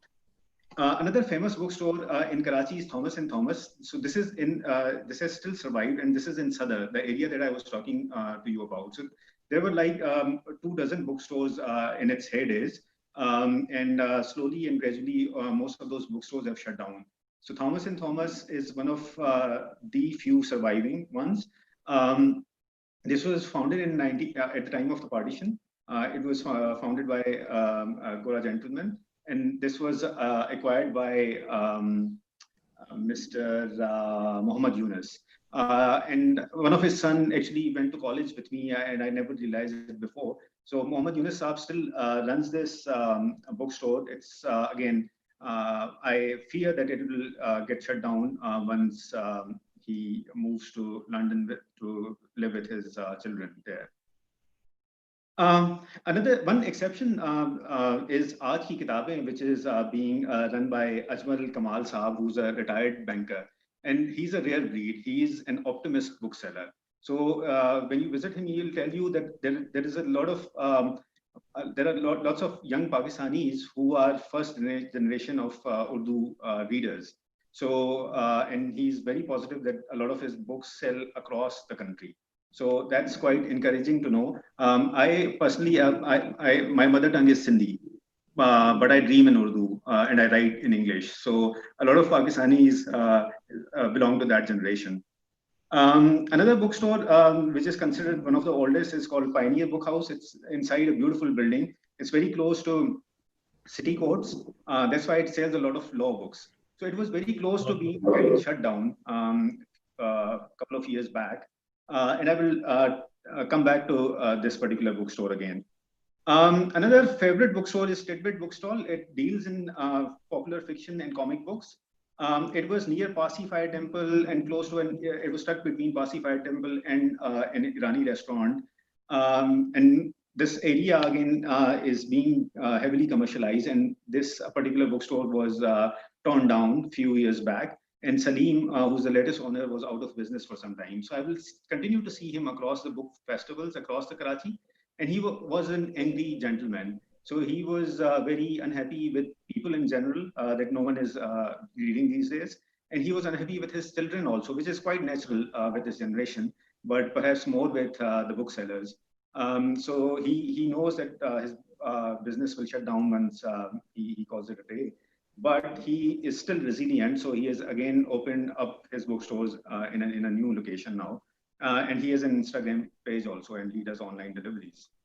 A rare breed, again, is these two gentlemen who run small bookshops near Tariq Road, which is again a famous place for shopping. And there are lots of car dealers in this locality also. So these two bookshops are kind of in an odd setting. And these are quite strange people for this time also. So if you consider Mr. Abdullah, who's on the right, you will find a lot of people hanging out near his bookshop in the morning. So all of them are getting the newspaper and reading it, but none of them pays for it. So after a while, you will see that most of them will go back and hand over the newspaper to Abdul Hadi, who smiles whatever you ask him. So he doesn't seem interested in running the business. And both of these gentlemen, surprisingly, have lots of pet cats. So while I was documenting him, I saw a lot of cats coming out of his shop.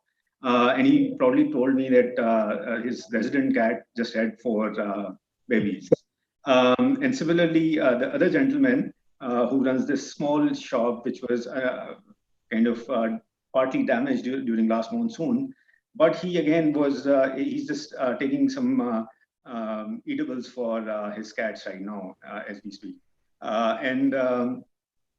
He doesn't have didn't know his books either. So he probably had bought them some time back, and he just, someone buys it off him just because they want him to survive. And then we have a few flea markets, which are popular event on the calendar. So Legal Joke is known for electronics market, but on Sunday morning, all these shops are shut, and these booksellers from across the city, they show up here and put up a festival.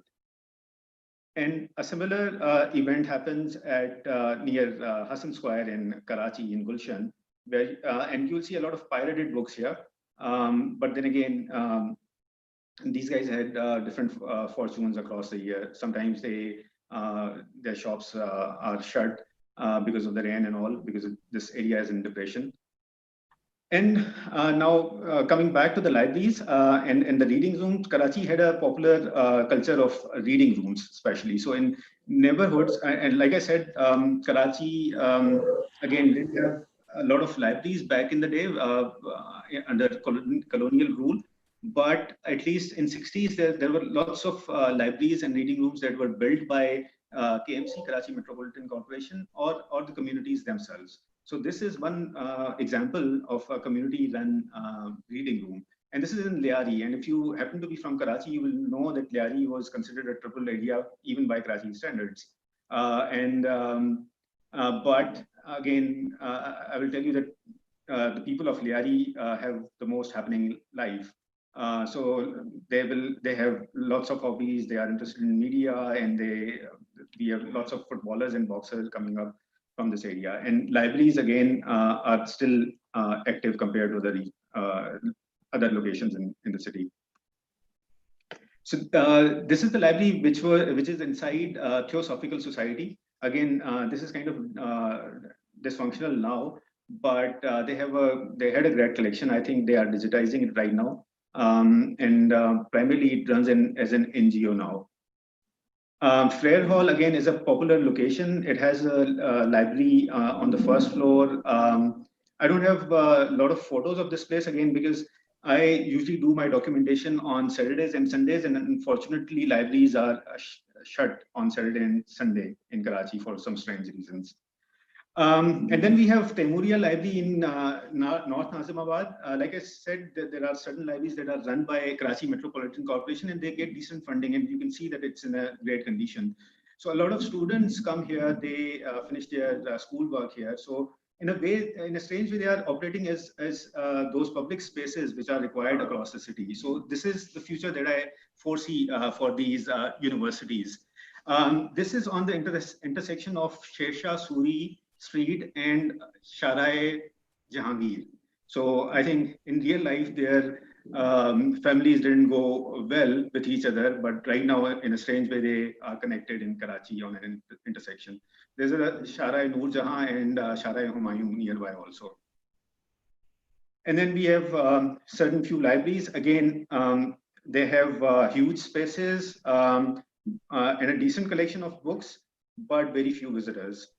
Al-Huda Library, again, a community-run library, and they still get decent visitors, but primarily it's for reading newspapers and the magazines. Jigar Muradabad Library, again in the same region. And this one is my personal favorite. So this was founded by Mirza Zafrul Hassan and Faiz Ahmad Faiz himself. And this is run by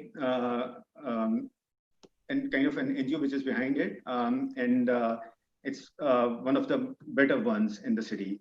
And Smat Chughtai, Satya Hassan, and Habib Zareb and Josh Maria Abadi, all of them, they have come here and spoken to people about their work. And these libraries, a lot of people have private collection, which and their families can't afford to keep them, so they give them away to libraries like Ghalib Library. And this is what you will see here. So, and they are running out of space right now. So a lot of these books perhaps will never get unfolded unless they get more space. This is a photo of all the people who've been associated with the library, barring, of course, Mirza Ghalib. And this is another favorite. It's called Bedal Library. And again, it is an example of community-run library in Bahadurabad. Now, a lot of libraries have become pragmatic and they realize that they can't run for 9 to 9 operations. So they run part-time. So this library opens up at 4 o'clock and shuts down at 10. And which kind of enables a lot of people to come here for their primary and secondary research, because a lot of people who are doing their doctorate, they are working somewhere and then they just spend their evenings here, or they are part-time employees somewhere else and just come here for the love of reading books. And another favorite example is Mir Muhammad Progressive Library. It's in Ranchor Line. Ranchor Line is one of my favorite places where I visit frequently. And these are Marwadis originally who came here, migrated from Jaipur and surrounding areas to Karachi, and they played a pivotal role in building up this city as craftsmen. This library again is a reading room actually, and it's a hanging out place for the community, and they have one for women also. It's called Girls Progressive Reading Room.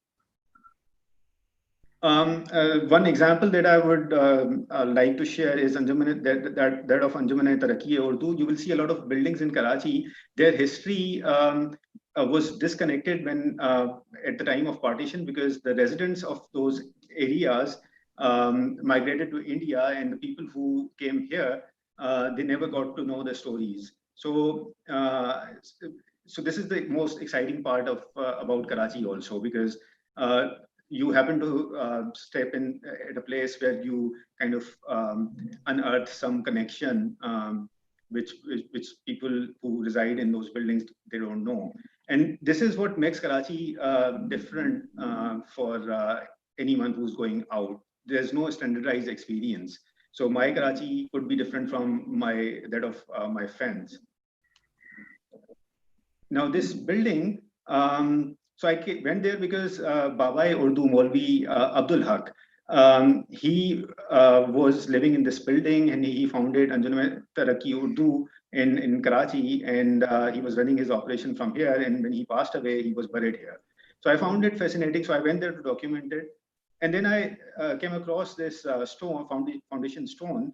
And of course, this one is for Babai Urdu. I can read Urdu script. So it's kind of a replica. But this stone, of course, I couldn't read Hindi script. And I asked a friend to interpret it for me. And he told me that it says that this school, this Gujarati school, was inaugurated by Mahatma Gandhi himself. And then it occurred to me that this building had another use before it was given to Maulvi Babai Urdu Maulvi Abdullah. So it turns out that it was a Gujarati school, which was run by Jamshed Nasamanji, the mayor of Karachi back then, a Parsi gentleman. And Mahatma Gandhi, during one of his visits to Karachi, he laid the foundation stone for the same. And there were trees which were planted by Gandhi and Nehru themselves. So now there are plans to turn this into a museum. And Anjuman Taraqi Urdu again has a fantastic history. They have published so many books and dictionaries, and there's still another library that they manage, and they continue to publish books. Now, quickly, I'll just take 2-3 minutes more. So whenever I give such presentations, and whenever I take people around, some of them, they get depressed because most of them are there in their 40s, and the Karachi that they knew was very different. And we have discussed that libraries may find it difficult to survive, but there are certain interventions that could help out. So this is one example where dramatic readings were being done at one of the libraries, and a lot of youngsters were there also. So and perhaps this is how they got introduced back to the library. And of course, government intervention can do wonders also. So this reading room was hanging out place for druggies a few years back. And now it has been turned into a reading room again with the help of an NGO. And there's this street library which was opened up recently. I probably won't agree with the aesthetics, but I mean, there's certain way government can still bring people back. And they have the resources also. So fingers crossed. And then there's a lot of dramatic reading that is taking place in Karachi. So there's interest in old text, masters like Yusufi and Intezar Hussain. So young people like Fawad Khan, and this is not the Fawad Khan that you know. But I can promise you that he's a better actor. So he's performing at one of the events. We mentioned Pioneer Book House, and the owner was quite depressed when I met him back then because his children were not interested. But then there was an intervention done by civil society, and they started having sessions. Manina Natvi was one of the force behind it. And this photography exhibition of Akhtar Soomro, my favorite photographer of the city, it was exhibited here back a couple of years back. And now that I meet his son, of the bookseller, and he's very keen on running the bookstore now because he sees that his bookstore and his father are relevant. And then there are a few old book stores which are still thriving. So that gives me confidence that still this whole proposition can be redefined. And of course, book festivals in Karachi, which are now 10 years old at least, they have kind of revived interest because now novelists sit on the panel and they are as sexy as TV actors and actresses. So youngsters have kind of gotten interested. And then one of my favorite places for books is the book bazaar near Frere Hall. This guy looks like John Elias, and he's my regular place to go to for buying books. And then you will often see people reading books and newspapers out in the city. So this place, Frere Hall, is known for TikTok videos, for shooting TikTok videos. So everyone here is actually looking at their phones, except for this gentleman who's reading evening newspaper. And then, of course, there are books festivals which are happening in areas where there were none before. So we have Karachi Literature Festival, which is very fancy. But now we have book festival in Liari also. And we have a different range of authors, which are the celebrity now. So After Hussain Baloch is again prolific documentarian. He has written a lot on Karachi history. And then there is new fiction which is being written about Karachi. So we, of course, have a lot of great novels from 60s and 70s, but now a new breed of writers who think in English and write in English have come up. H.M. Naqvi's The Selected Works of Abdullah the Cossack is a must-read if anyone is interested in Karachi, because it kind of documents Karachi of 70s that perhaps after this generation, those stories will get lost and have been brilliantly documented. And then there are, we need museums in Karachi. So I always show this as an example. Dr. Ruth Fao, who was a humanitarian and did a lot of work. She was a German resident and moved to Karachi and lived here. She passed away a few years back. So his tiny room has been converted into a museum. So a lot of those stories and photos have been turned into a memorial, and it's very, very personal. And similarly, on another scale, we have State Bank Museum, which has documented Sadghain's work. So, and a lot of photos that kind of document city back in the day in 60s. So we probably don't have a lot of photo books being published in the city, and we don't have a lot of photo book libraries. But places like State Bank Museum, they can really help document and share whatever they have in their resources. So again, this is a note designed by Sadghain himself for State Bank event. And then we have certain cinemas which have surprisingly survived. So they will show you a lot of posters that were exhibited back in the day. I think cinemas haven't been as lucky as the libraries. Libraries, because of Karachi Metropolitan Corporation, even if there are not many visitors, but at least books and the location have survived. And continuing with cinemas example, this is again one of the famous cinemas here. So they have lots of 35mm reels lying there, but they have no idea how to save them and exhibit them in a way that it survives.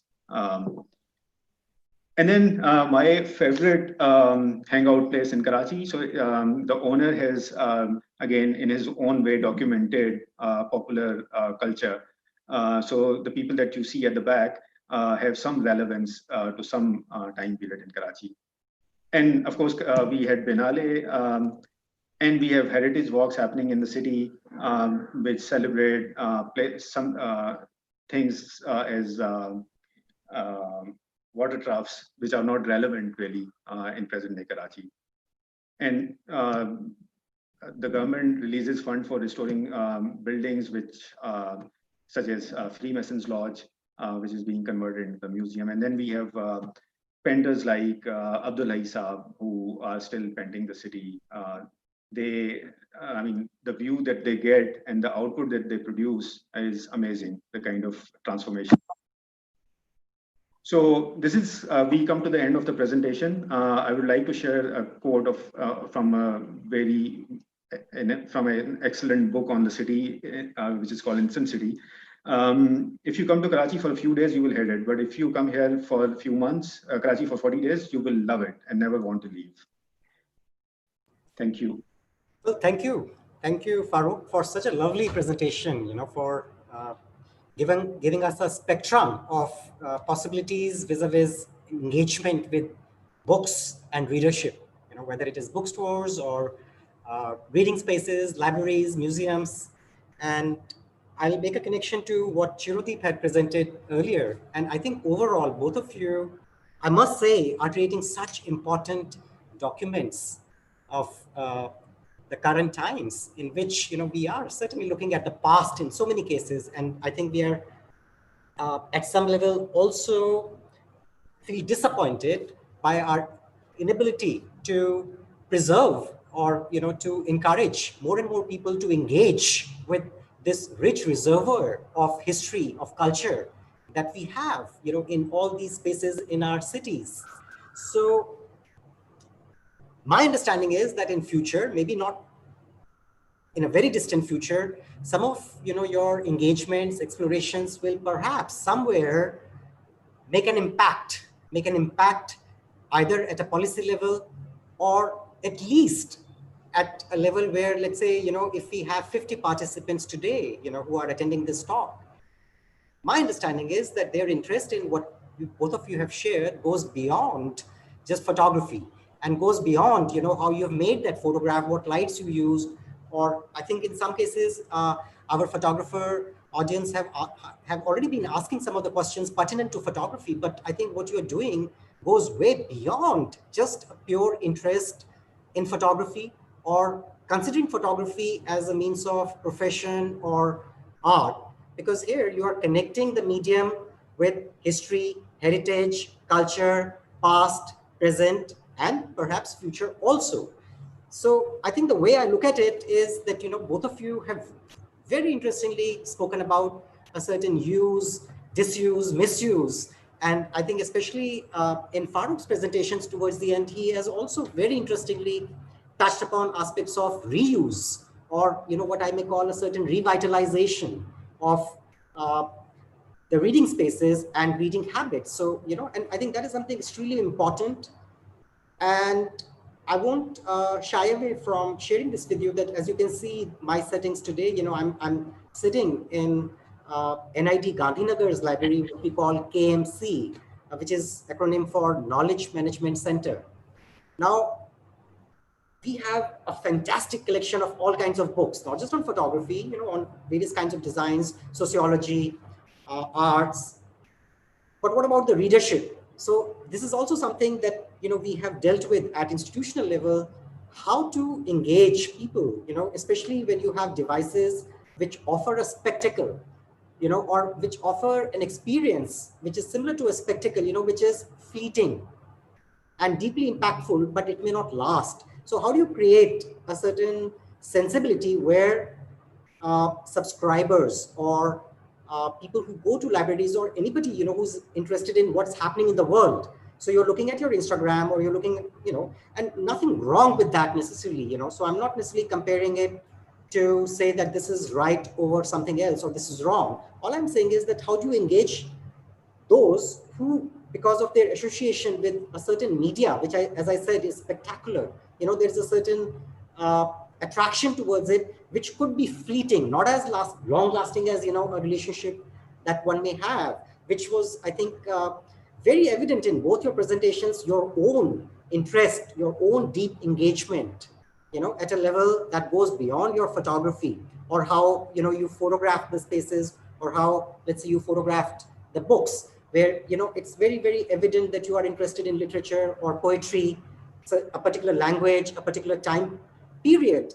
So, how all these aspects influence this long-term engagement with the readership. And coming back to what I was saying, how do you engage people? How do you show them the gift that, books, reading spaces, libraries possess? And I think somewhere it is beginning to happen. I can't necessarily claim that it's happening at a scale that is satisfactory to some of us, but I think somewhere, and I think these kinds of interventions, perhaps the intervention that we have made today through our talk, through Chennai Photo Biennale, so even if we have, let's say, 50 participants, my understanding is that, there is a certain connection where people can empathize with what both of you have fantastically shared through your projects. I think we have already overshot the time, and in fact, I had to request my staff to not kick me out. But I think we are open to taking maybe one or two questions in case there are any, or in case Shuchi may have any closing remarks. Sure. Rishi, I think we can take the questions in the Q&A box. I think both of them have already answered, but if there are others, sorry, there was somebody who was asking something about editing. Right. And I clicked on something that I will answer live. I don't know if I messed up something or not, but there was a question about something about how important is editing or something like that for a photographer. Right. Yeah. I'm just checking. I think mainly the questions was about permissions, which you answered when you were photographing, especially the commuters. I don't really see a question. Yeah, I clicked on something and it kind of disappeared after that. I mean, 1 second.